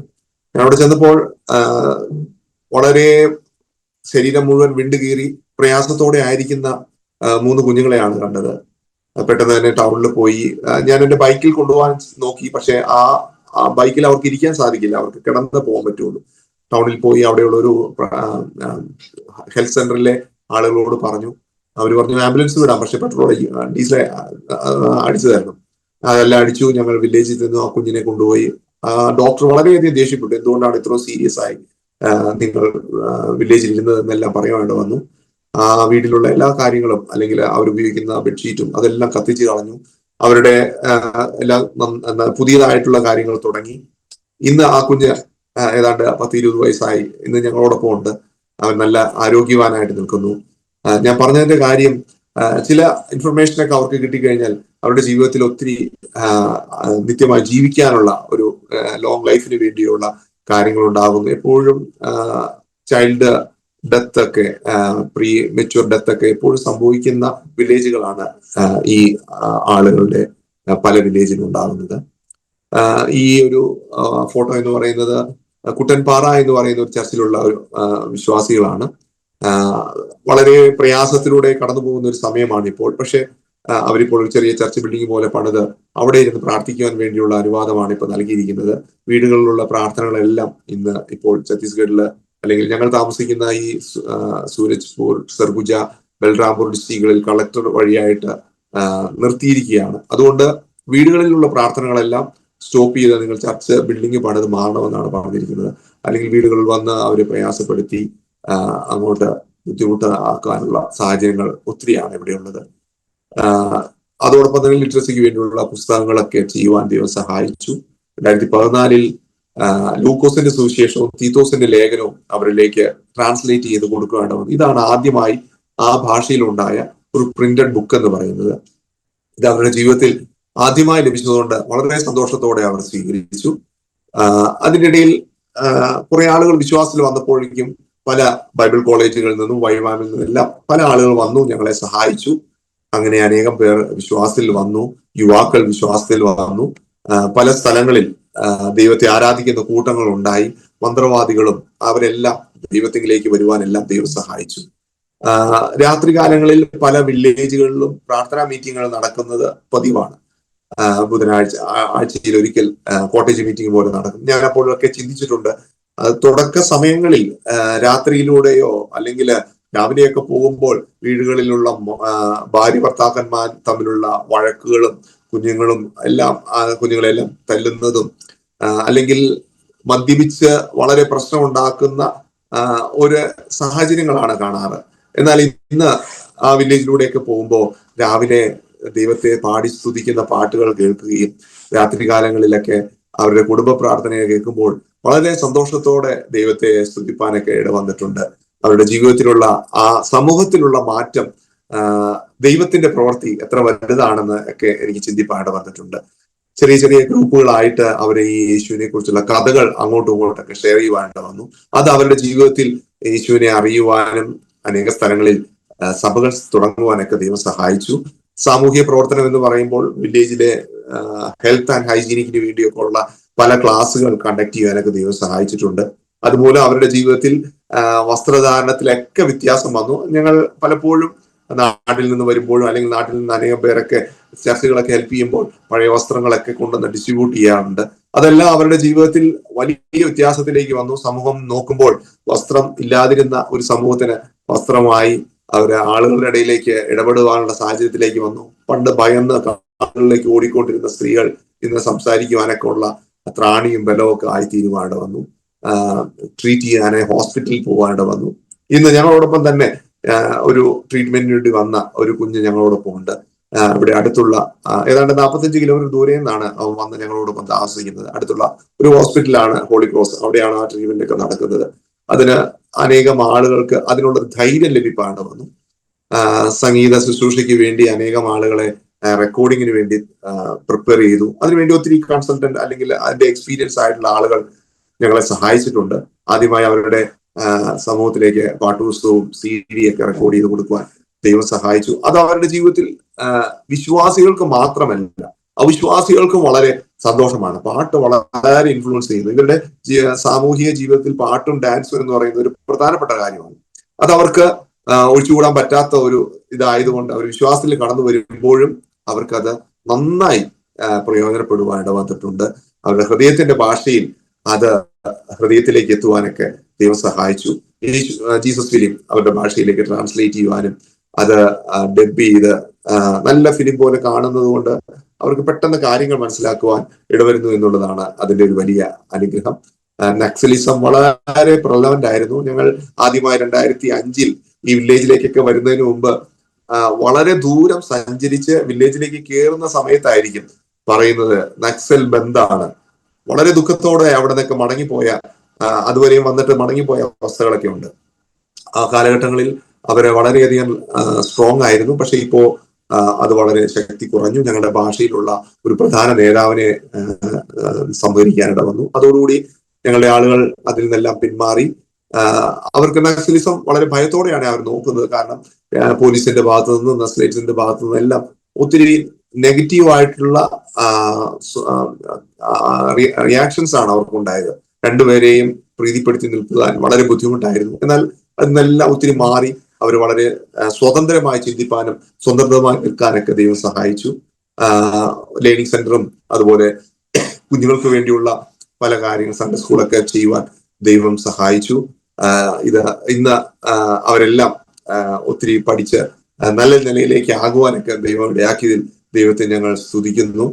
അനേക ബൈബിൾ കോളേജിൽ നിന്നെല്ലാം ഹ്രസ്വകാല പ്രോഗ്രാമുകളായിട്ട് പലർക്കും വരാനൊക്കെ ദൈവം സഹായിച്ചു. അവരെ ഞങ്ങളോടൊപ്പം വില്ലേജിൽ താമസിച്ചു. മാസങ്ങളോളം അവരെ ബൈബിൾ ക്ലാസ് പഠിപ്പിക്കാനൊക്കെ ദൈവം ഇടതന്നു. 2020 ന്യൂ ടെസ്റ്റ്മെന്റ് അവരുടെ ഭാഷയിലേക്ക് ട്രാൻസ്ലേറ്റ് ചെയ്ത് കൊടുത്തപ്പോൾ ഒരു വലിയ ദൈവിക ഉദ്ദേശത്തെ അല്ലെങ്കിൽ ദൈവിക ആജ്ഞയെ പൂർത്തീകരിക്കുവാനുള്ള ഒരു അവസരം ദൈവം തന്നു. കൊറോണയുടെ സമയത്താണ് അത് ചെയ്തത്. നാട്ടിലായിരുന്നു ഈ പ്രിന്റ് ചെയ്തത്. അതിനുശേഷം ഇങ്ങോട്ട് എത്തിക്കുവാൻ വളരെ പ്രയാസപ്പെട്ടു. ഞാൻ ഒരു വണ്ടിക്കകത്ത് ഇതെല്ലാം കയറ്റി വെച്ച് 45 കിലോമീറ്റർ യാത്ര ചെയ്യുമ്പോഴും ഓരോ ജംഗ്ഷനിലും പോലീസിന്റെ വലിയ കാവലുണ്ടായിരുന്നു. എന്നാൽ അവിടെ ഒന്നും അവർക്ക് ഇത് തുറന്നു നോക്കാനോ ഒന്നും ഇടവന്നില്ല. കാരണം ബൈബിൾ ആണെന്ന് അവർ അറിഞ്ഞായിരുന്നെങ്കിൽ ഞാനും വണ്ടിയും ഇതെല്ലാമായി അന്ന് പിടിക്കപ്പെട്ടേനെ. പക്ഷേ ദൈവം അവിടെ എല്ലാം കാത്തു. ഞങ്ങൾക്ക് സൗഖ്യത്തോടെ അവിടെ എത്തുവാനും വളരെ ചെറിയ രീതിയിൽ ഒരു ഡെഡിക്കേഷൻ പ്രോഗ്രാം ചെയ്യുവാണ്ട് വന്നു. കൊറോണയുടെ ഇടയ്ക്കുള്ള ഒരു ബ്രേക്കിന്റെ സമയത്ത് ഒരു 10 ദിവസത്തെ ബ്രേക്ക് ഉണ്ടായിരുന്നു. ആ സമയത്ത് ഇത് ഡിസ്ട്രിബ്യൂട്ട് ചെയ്യുവാൻ ദൈവം സഹായിച്ചു. ഈ വേദപുസ്തകം അനേക വില്ലേജുകളിലേക്ക് പോകാണ്ട് വന്നു. അതിന്റെ വലിയൊരു പ്രവൃത്തി ആ വാക്കുകൾ ദൈവത്തിന്റെ ശബ്ദത്തിനുണ്ടാക്കുവാണ്ട് വന്നു. കൊടാക്കു ഭാഷയിലുള്ള ബൈബിൾ അവർക്ക് ലഭിക്കാൻ ദൈവം സഹായിച്ചു. അതോടൊപ്പം തന്നെ ന്യൂ ടെസ്റ്റ്മെന്റ് മൊബൈലിൽ റെക്കോർഡ് ചെയ്യുവാനും അതുപോലെ മൊബൈൽ ആപ്ലിക്കേഷൻ ആകുവാനായിട്ട് വന്നു. ആർക്കെങ്കിലും വായിക്കാൻ അറിയില്ലെങ്കിൽ അതിന്റെ ഒരു പ്ലേ സ്റ്റോറിൽ അത് ഡൗൺലോഡ് ചെയ്താൽ ആ വായിക്കുന്നത് അവർക്ക് കേൾക്കുന്ന രീതിയിൽ ഉള്ള ഒരു സംരംഭവും ദൈവം സഹായിപ്പാണ്ട് വന്നു. ഒരു ആപ്ലിക്കേഷൻ ഉണ്ടാക്കുവാണ്ട് വന്നു. അതുപോലെ തന്നെ പല പാസ്റ്റേഴ്സ് ഞങ്ങളോട് വർക്ക് ചെയ്യുന്നുണ്ട്. ഏതാണ്ട് 15ഓളം പാസ്റ്റേഴ്സ്, അത് ലോക്കൽ കൊടാക്കു ആളുകൾ തന്നെയാണ്. എൻ്റെ ഒരു ആഗ്രഹം സെൽഫ് ഫിനാൻഷ്യലി സെൽഫ് സസ്റ്റെയിൻ ആയിട്ടുള്ള ഒരു കൊടാക്കു കമ്മ്യൂണിറ്റി ആയി തീരണമെന്നാണ് ആഗ്രഹിക്കുന്നത്. അവരെ കൊണ്ട് തന്നെ നിയന്ത്രിക്കപ്പെടുന്ന ഒരു സമൂഹമായി തീരുവാനും അവര് തന്നെ അതിന്റെ ഓണർഷിപ്പ് ഏറ്റെടുക്കുവാനോട് വരണം. എന്നാൽ മാത്രമാണ് ഈ പ്രവർത്തനങ്ങൾ മുന്നിലേക്ക് പോകുവാനിട വരികയുള്ളൂ. ഒരുപക്ഷെ അതിനു വേണ്ടിയുള്ള ഒരു കാറ്റലിസ്റ്റ് ആയിട്ട് അല്ലെങ്കിൽ ഒരു ദ്രുതഗതിയിൽ പ്രവർത്തിക്കുന്ന ഒരാളായി മാത്രമാണ് ഞാൻ നിൽക്കുന്നത്. ദൈവത്തിന്റെ പ്രവൃത്തി അവരിൽ ചെയ്യുന്നു. അങ്ങനെ അനേക പാസ്റ്റേഴ്സും, കാരണം അതെല്ലാം വളരെ നീഡായിട്ട് വരുന്ന ഒരു സമയമാണ് ഇത്. അനേക വില്ലേജുകളിൽ അവരുടെ ഭാഷയിലുള്ള പ്രവർത്തനങ്ങൾ, പാട്ടുകൾ, സഭകൾ ഉള്ളതുകൊണ്ട് അവരെ തന്നെ ആവശ്യമായി വന്നിരിക്കുകയാണ്. മിക്ക വർഷങ്ങളിലും ദൈവം സഹായിച്ച് VBS കുഞ്ഞുങ്ങൾക്ക് വേണ്ടി നടത്തുവാൻ ദൈവം സഹായിച്ചു. ഈ കഴിഞ്ഞ മാസവും ഏതാണ്ട് 140 കുഞ്ഞുങ്ങളെ വെച്ചുകൊണ്ട് ഒരു VBS ചെയ്യുവാൻ ദൈവം സഹായിച്ചു. വ്യത്യസ്തമായ ക്ലാസ്സുകൾ തിരിച്ച് അവർക്ക് വേണ്ടി ദൈവവചനം പഠിപ്പാടെ വന്നു. 2004-8 കാലഘട്ടങ്ങളിൽ ഞങ്ങൾ കുഞ്ഞുമായിട്ട് പല വില്ലേജുകളിൽ പോയ ഒരു ചിത്രമാണ് കാണുന്നത്. അന്ന് ഇന്ന് നോക്കുമ്പോൾ പ്രയാസമായിട്ട് തോന്നും. അന്ന് ഞങ്ങൾക്ക് അത്ര വലിയ പ്രയാസമൊന്നുമില്ല. പക്ഷേ ഇന്ന് അനേകം വില്ലേജുകളിൽ നിന്ന് ഞങ്ങൾ 4 പേരായി പോയത് 5-6 പേരായി വില്ലേജുകളിൽ ഈ VBS പ്രോഗ്രാമെല്ലാം അറ്റൻഡ് ചെയ്യുന്ന ഒരു ഫോട്ടോ കണ്ടപ്പോൾ ഞാനിങ്ങനെ ചിന്തിച്ചു, ദൈവം എത്രയോ വലിയ അത്ഭുതമാണ് ചെയ്യുന്നത് എന്ന് ചിന്തിപ്പാടെ വന്നു. കഴിഞ്ഞ മാസത്തിൽ ഏതാണ്ട് 150 പേര് കുഞ്ഞുങ്ങൾ കടന്നു വന്ന് പല വില്ലേജിൽ നിന്ന് ഒരു VBS നടത്തി. ഒരു 5 പേരടങ്ങുന്ന ഒരു ടീം തമിഴ്നാട് നിന്ന് വന്നു. അവരും ഞങ്ങളെ ഹെൽപ്പ് ചെയ്തു. അത് ഞങ്ങളുടെ ജീവിതത്തിൽ വളരെ സഹായമായിരുന്നു. അതുകൂടാതെ ഒരു ചർച്ച് ബിൽഡിംഗ് ഉണ്ടാക്കി അതിൽ എല്ലാ ആഴ്ചയിലും താറാപ്പാനിയിൽ ദൈവത്തെ ആരാധിക്കുന്ന ഒരു സമൂഹമുണ്ട്. സഹോദരിമാരുടെ ഒരു മീറ്റിംഗ് എല്ലാം നടത്തുവാൻ ദൈവം സഹായിച്ചു. ഞാൻ ചിന്തിക്കുകയാണ്, നിത്യമായത് കയ്യിൽ വയ്ക്കാൻ കഴിയാത്തതിനെ കൊടുക്കുന്നത് നഷ്ടമാകാൻ കഴിയാത്തതിനെ അഥവാ നിത്യമായി കയ്യിൽ വെക്കാൻ കഴിയുന്നതിനെ നേടുന്നത് അവൻ വിഡ്ഢിയല്ല. ഇത് ജിമ്മിലേറ്റിന്റെ ഒരു വാക്കുകളാണ്. He's not a fool who gives what he cannot keep to gain what he cannot lose. അത് ഞങ്ങളുടെ ജീവിതത്തിൽ വളരെ അർത്ഥവത്താണ്. കാരണം ഞങ്ങളുടെ ജീവിതം ഞങ്ങൾക്ക് പിടിച്ചു വെക്കാൻ കഴിയുന്നതല്ല. എന്നാൽ ദൈവത്തിന്റെ നിത്യമായ ജീവനെ അവരിലേക്ക് കൊടുത്തപ്പോൾ ഉണ്ടായ ആ വലിയ അനുഗ്രഹം ഞങ്ങളുടെ ജീവിതത്തിൽ എന്നേക്കും നിലനിൽക്കുന്ന ഒരു വലിയ സമ്പത്തായി നിൽക്കുവാൻ ദൈവം സഹായിച്ചു. ഞങ്ങൾ പാർത്തിരുന്ന ഒരു ഭവനമാണിത്. എൻ്റെ മോളാണത്. അവളിന്ന് 10ാം ക്ലാസ് പഠിക്കുന്ന അത്രയും വലുപ്പമായി. അവളെല്ലാം അവിടെ വളർന്നപ്പോഴും ആ സാഹചര്യങ്ങളെല്ലാം അവർക്കെല്ലാം അഡ്ജസ്റ്റ് ചെയ്യുവാൻ ദൈവം സഹായിച്ചു. എൻ്റെ പിതാവും മാതാവും ഒക്കെ വരുമായിരുന്നു. ഒരു പ്രധാനപ്പെട്ട കാര്യം, ഞങ്ങൾ ആദ്യമേ കടന്നു വന്നപ്പോൾ പെന്തക്കോസ് പശ്ചാത്തലമായതുകൊണ്ട് എൻ്റെ വൈഫിന് മാലയോ കമ്മലോ ഒന്നും ഉണ്ടായിരുന്നില്ല. അപ്പോൾ ഇവിടുത്തെ ആളുകൾ ഞങ്ങൾ എവിടെന്നെങ്കിലുമൊക്കെ ഒളിച്ചോടി വന്നതാണോ എന്നൊക്കെ ഉള്ള ഒരു സംശയം ഉണ്ടായിരുന്നു. സാധാരണ ഇവിടുത്തെ സ്ത്രീകൾ അറ്റ്ലീസ്റ്റ് ഒരു വളയോ കമ്മലൊക്കെ ധരിക്കും, പ്രത്യേകിച്ച് ട്രൈബൽ ആളുകൾ. അപ്പോൾ അവർക്ക് അത് വലിയൊരു സംശയമായിരുന്നു. എന്നാൽ എൻ്റെ പിതാവും മാതാവും ഒക്കെ വന്നപ്പോൾ ആ സംശയങ്ങളൊക്കെ മാറി. അവര് പിന്നീട് ഇങ്ങനെ പറഞ്ഞു, നിങ്ങൾക്ക് നാട്ടിൽ നിങ്ങളുടെ അപ്പനും അമ്മയൊക്കെ ഉണ്ട്, പക്ഷെ ഇവിടുത്തെ അപ്പനും അമ്മയും ഞങ്ങളാണ് എന്ന് പറയുവാനൊക്കെ വന്നു. ഈ ഫോട്ടോയിൽ എൻ്റെ പിതാവും ആ ഗ്രാമത്തലവന്റെ അമ്മയുമാണ്. ആ അമ്മയാണ് ഞങ്ങൾക്ക് അവിടെ താമസിക്കാനുള്ള ഒരു സ്ഥലം തന്നത്. അമ്മയുടെ കൊച്ചുമോളായിട്ട് എൻ്റെ വൈഫിനെ സ്വീകരിച്ചു. വേറൊരു ട്രൈബിന്റെ മോനായിട്ട് എന്നെ സ്വീകരിച്ചു. അങ്ങനെ ഞങ്ങളുടെ വിവാഹത്തിന് തുല്യമായ രീതിയിൽ അവരുടെ വില്ലേജിൽ അംഗീകാരം ഉണ്ടായി. അങ്ങനെ അവരുടെ ഭാഗമായി മാറുവാൻ ദൈവം സഹായിച്ചു. അതുകൊണ്ട് ഞങ്ങളുടെ മക്കൾ അവരുടെ മക്കളായി തീരുവാനൊക്കെ ദൈവം സഹായിച്ചു. ചിലപ്പോഴൊക്കെ ഞാൻ ചിന്തിക്കാറുണ്ട്, ദൈവത്തിന്റെ വാഗ്ദത്തങ്ങൾ എത്രയോ വലുതാണ്. നിങ്ങൾക്ക് അനേക അപ്പന്മാരും അമ്മമാരും അതുപോലെ 100 മടങ്ങ് കിട്ടുമെന്ന് പറഞ്ഞ ദൈവത്തിന്റെ ആ പ്രോമിസ് ഒക്കെ ഞങ്ങളുടെ ജീവിതത്തിൽ പൂർത്തീകരിക്കപ്പെടുമ്പോൾ വളരെ സന്തോഷം തോന്നുന്നു. എല്ലാ വർഷത്തിലും കൊടാക്കുകൾക്ക് വേണ്ടിയുള്ള ഒരു മീറ്റിംഗ് ഒക്കെ ഞങ്ങൾ ചെയ്യാറുണ്ട്. ആനുവൽ കൺവെൻഷൻ പോലെ ഡിസംബറിൽ ക്രിസ്മസ് പ്രോഗ്രാം ഒക്കെ ചെയ്യാറുണ്ട്. അതെല്ലാം ഇന്ന് അനേകം പേർക്ക് വിശ്വാസത്തിൽ നിൽക്കുവാനും ഈ പ്രതികൂല സാഹചര്യങ്ങളിൽ മുന്നേറുവാനും ഒക്കെ ഉള്ള നല്ല അവസരങ്ങളായിട്ട് ദൈവം ഇടയാക്കുന്നു. ഞങ്ങൾ ഇനിയും പ്രാർത്ഥിക്കുകയാണ്. നിങ്ങൾ പ്രാർത്ഥനയിൽ ഓർക്കുക, കമ്മിറ്റഡ് ആയിട്ടുള്ള അനേകം ആളുകൾ ഇനിയും ഉടലെടുക്കണം, വരയണം. അനേകം പേരുടെ ഇടയിലേക്ക് ഈ മാതൃഭാഷയിൽ എത്തിയിരിക്കുന്ന ദൈവവചനം വളരെ ശക്തമായി അവർക്ക് വായിച്ച് മനസ്സിലാക്കാണ്ട് വരണം. കൊറോണയുടെ സമയത്ത് അവർക്ക് പല വില്ലേജിൽ നിന്ന് പുറത്തു പോകാൻ പറ്റാത്ത ഒരു സാഹചര്യമായിരുന്നു. എന്നാൽ അവർക്ക് ലഭിച്ച മാതൃഭാഷയിലുള്ള ബൈബിൾ വായിച്ച് അനേകം പേർ വിശ്വാസത്തിൽ ശക്തിപ്പെടുവാനും കൊറോണ കഴിഞ്ഞപ്പോൾ ആ സ്ഥലങ്ങളെല്ലാം ഇന്ന് ഓരോരോ ചർച്ചുകളായി മാറ്റപ്പെടുവാനിട വന്നു. പലപ്പോഴും കൊറോണ പലർക്കും വളരെ വേദനയും പ്രയാസവും ഒക്കെ ഉണ്ടായിട്ടുണ്ട്. ഞങ്ങൾക്കും കൊറോണ വന്ന് മരണത്തിന് അഭിമുഖമായി ഞങ്ങൾ വന്നതാണ്. പക്ഷേ കൊറോണ കൊടാക്കുവിന്റെ ജീവിതത്തിൽ വലിയ അനുഗ്രഹമായിരുന്നു. അനേക സ്ഥലങ്ങളിൽ സഭകൾ തുറക്കപ്പെടുവാൻ അതുമൂലം ഇടവന്നു. ഇന്നത്തെ പ്രയാസങ്ങൾ ഒത്തിരി ഉണ്ട്. ഇന്നത്തെ പ്രോസിക്യൂഷനൊക്കെ ഇന്ന് അനേക സ്ഥലങ്ങളിൽ നടക്കുന്നുണ്ട്. ഞങ്ങൾ പാർക്കുന്ന ഈ അംബികാപൂര് അതിന് ഒരു പ്രധാനപ്പെട്ട ഒരു സ്ഥലമാണ്. കാരണം ടൗണിലാണ് കൂടുതൽ പുറമേ നിന്നുള്ള ആളുകൾ ഉള്ളത്. അവരെപ്പോഴും ഇങ്ങനെയുള്ള ആളുകൾക്കുള്ള ഉന്നമനം, സുവിശേഷത്തിന് വേണ്ടി മാറ്റപ്പെടുന്നു എന്നുള്ള മതപരിവർത്തനം എന്ന പേരിൽ അവരെ തടസ്സപ്പെടുത്തുവാനിട വരുന്നു എന്നുള്ളതാണ്.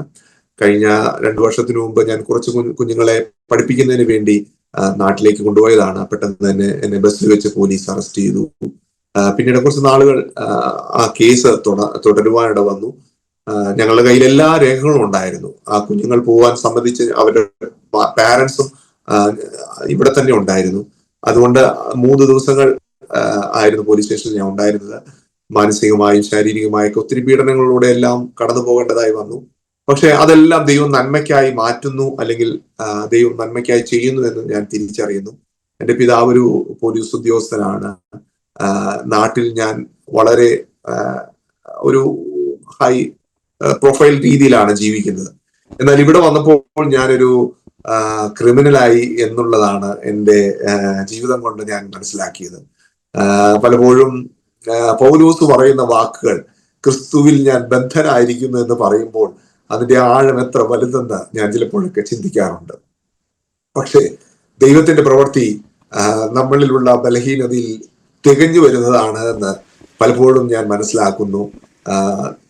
ഞങ്ങളുടെ ഇവിടുത്തെ പ്രവർത്തനത്തിൽ പലപ്പോഴും പല സാഹചര്യത്തിലും നിർത്തേണ്ടതായിട്ട് വന്നിട്ടുണ്ട്. എങ്കിലും ദൈവം വലിയ ശക്തിയോടെ മുന്നേറുവാനിട വരുന്നു. ഞങ്ങളുടെ ആഗ്രഹം ലോക്കലായുള്ള ആളുകൾ തന്നെ നേതൃത്വത്തിലേക്ക് വന്ന് അവർ തന്നെ മുന്നിലേക്ക് നയിക്കപ്പെടണം. ഒരു കാലത്ത് ഞങ്ങൾ ഇവിടുന്ന് മാറിപ്പോയാലും ഈ പ്രവർത്തനങ്ങളൊന്നും നിന്നുപോകാനിട വരരുത്. ഇന്ന് ഓൾഡ് ടെസ്റ്റ്മെന്റ് പ്രവർത്തനങ്ങൾ നടത്തപ്പെടുന്നു. ലോക്കലായിട്ടുള്ള ആളുകൾ അതിനെ നയിക്കുന്നു. ചർച്ചിന്റെ പ്രവർത്തനങ്ങൾ നയിക്കപ്പെടുന്നു. അതും ലോക്കലായിട്ടുള്ള ആളുകളാണ്. എന്നാൽ നാട്ടിൽ നിന്നുള്ള ഒരു പാസ്റ്റർ പോൾ സാമും കുടുംബവും ഞങ്ങളോടുകൂടി ഉണ്ട്. അദ്ദേഹമാണ് കൂടുതൽ ഇവിടുത്തെ കാര്യങ്ങൾ ഇപ്പോൾ നോക്കുന്നത്. ഞങ്ങൾ ഇങ്ങനെ വന്നു പോയിക്കൊണ്ടിരിക്കുന്ന അവസ്ഥയിലാണ് ആയിരിക്കുന്നത്. ദൈവത്തിന്റെ പ്രവൃത്തി വളരെ ശക്തമായി കാണുമ്പോൾ നമ്മൾക്കുണ്ടാകുന്ന ഒന്നുമല്ല. അതിലേക്ക് വലിയൊരു പ്രതിഫലം സ്വർഗത്തിൽ നിന്നുണ്ടാകുന്നു എന്നുള്ളത് മനസ്സിലാക്കുവാൻ ഞങ്ങളുടെ ഈ കൊച്ചു ജീവിതമുണ്ട് ഇടവരുന്നു എന്നുള്ളത് വളരെ സന്തോഷകരമായ അവസ്ഥയാണ്.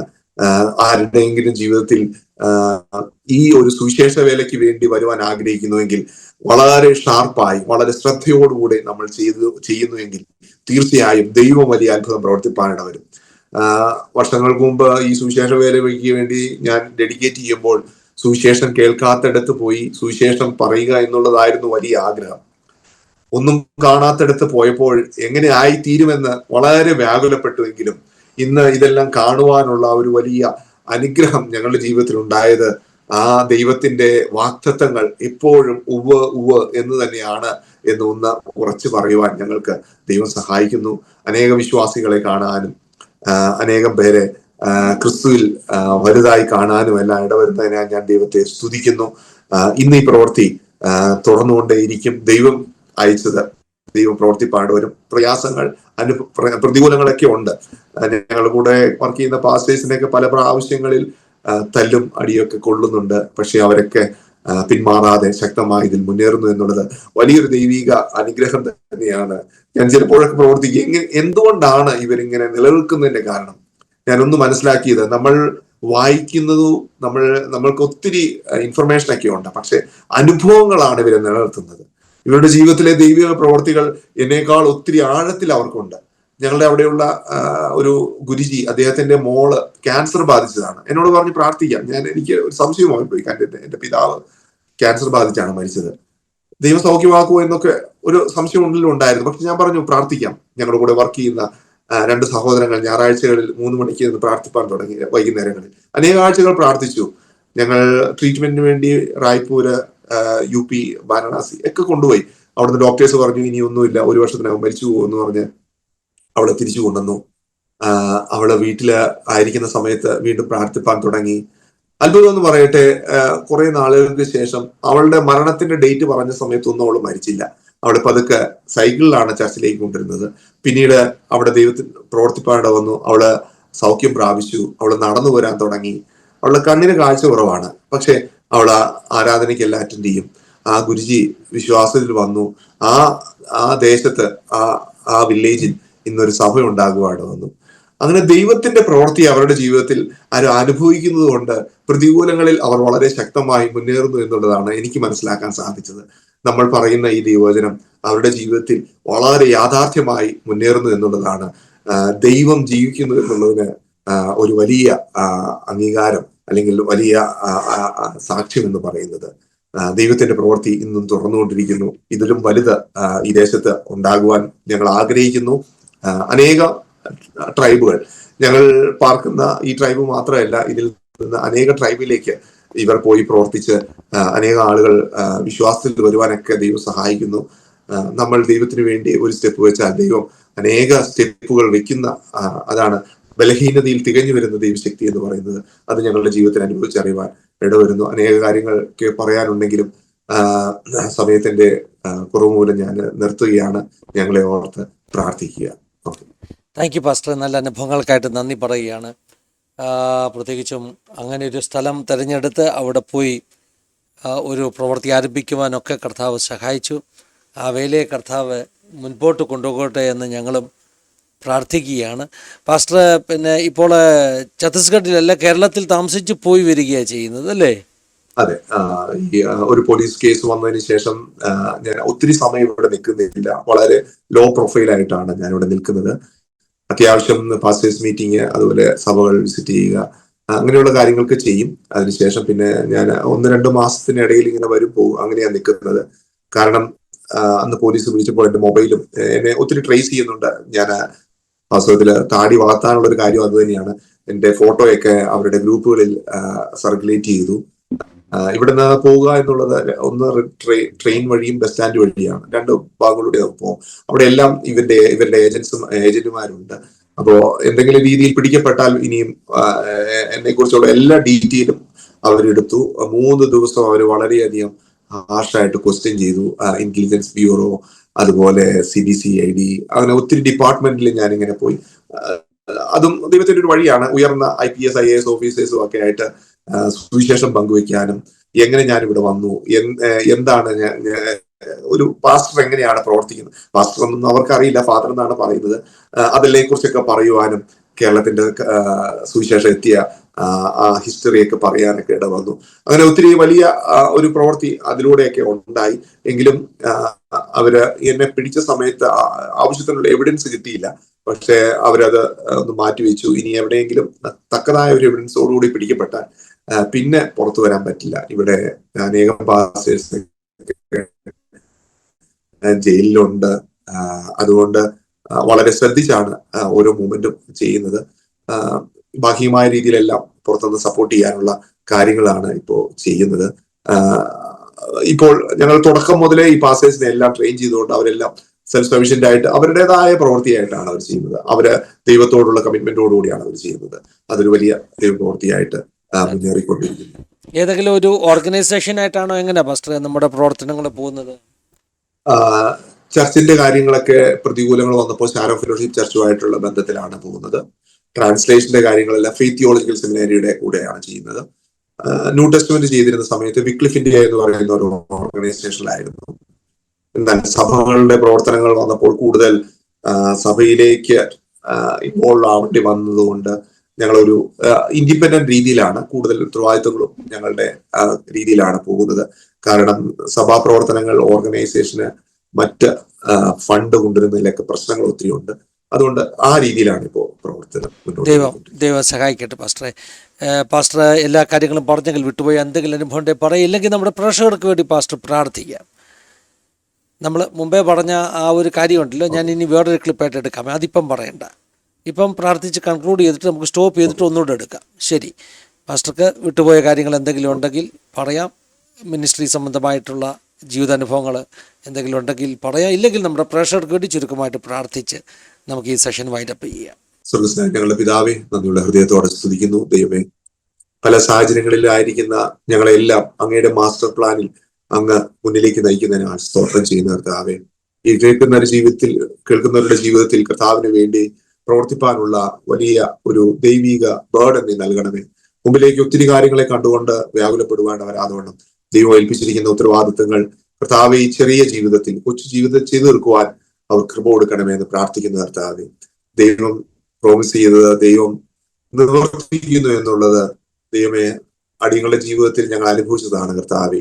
ഈ നദി ചെല്ലുന്നിടത്തൊക്കെയും ചലിക്കുന്ന പ്രാണികൾ ഉണ്ടാകുമെന്ന് നീ ഞങ്ങളോട് കൽപ്പിച്ചു.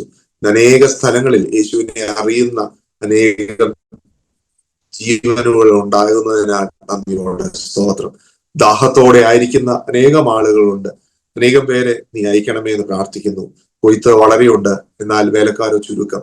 കർത്താവേ, ഞങ്ങൾ വേലക്കാർക്ക് വേണ്ടി പ്രാർത്ഥിക്കുന്നു. അവരെ ഈ ദേശങ്ങളിലേക്ക് അയക്കണമേ. സുവിശേഷം കേൾക്കാത്തവരിലേക്ക് അയക്കണമേ. അങ്ങയുടെ രക്തത്തിന്റെ ആ മൂല്യം അവരിലേക്കെല്ലാം എത്തുവാൻ ഇടയാക്കണമേ എന്ന് പ്രാർത്ഥിക്കുന്നു. കേൾക്കുന്നവരുടെ ജീവിതത്തിൽ വലിയ വിധാനത്തിലേക്ക് നടത്തണമേ എന്ന് പ്രാർത്ഥിക്കുന്നു. യേശുവിന്റെ നാമത്തിൽ തന്നെ. ആമേൻ, ആമേൻ, ആമേൻ. പിതാപുത്ര പരിശുദ്ധാത്മാവാകുന്ന ത്രിയേക ദൈവത്തിൻ്റെ കൂട്ടായ്മ, സഹവാസം, കാവൽ നാം എല്ലാവരുടെ മേലും, പ്രത്യേകമായി നമ്മുടെ നടുവിൽ കടന്നു വന്ന തൻ്റെ അനുഭവങ്ങൾ പങ്കുവച്ച പ്രിയ കർത്താവിൻ്റെ ദാസൻ്റെ മേൽ, തൻ്റെ ശുശ്രൂഷകളുടെ മേൽ ഇന്നു മുതൽ എപ്പോഴും എന്നേക്കും ഉണ്ടായിരിക്കുമാറാകട്ടെ. ആമേൻ, ആമേൻ, ആമേൻ. Thank you pastor. ഒരു പ്രാവശ്യം നന്ദി പറയുക. ഇത്രയും സമയങ്ങൾ ഞങ്ങളോടൊപ്പം വിനിയോഗിച്ചതിൽ ദൈവം ധാരാളമായിട്ട് അനുഗ്രഹിക്കട്ടെ, ഉപയോഗിക്കട്ടെ എന്ന് പ്രാർത്ഥിക്കുന്നു. പ്രേക്ഷകരോട് നന്ദി പറയുന്നു. God bless you all. Have A wonderful time. Thank you for watching. God bless you all.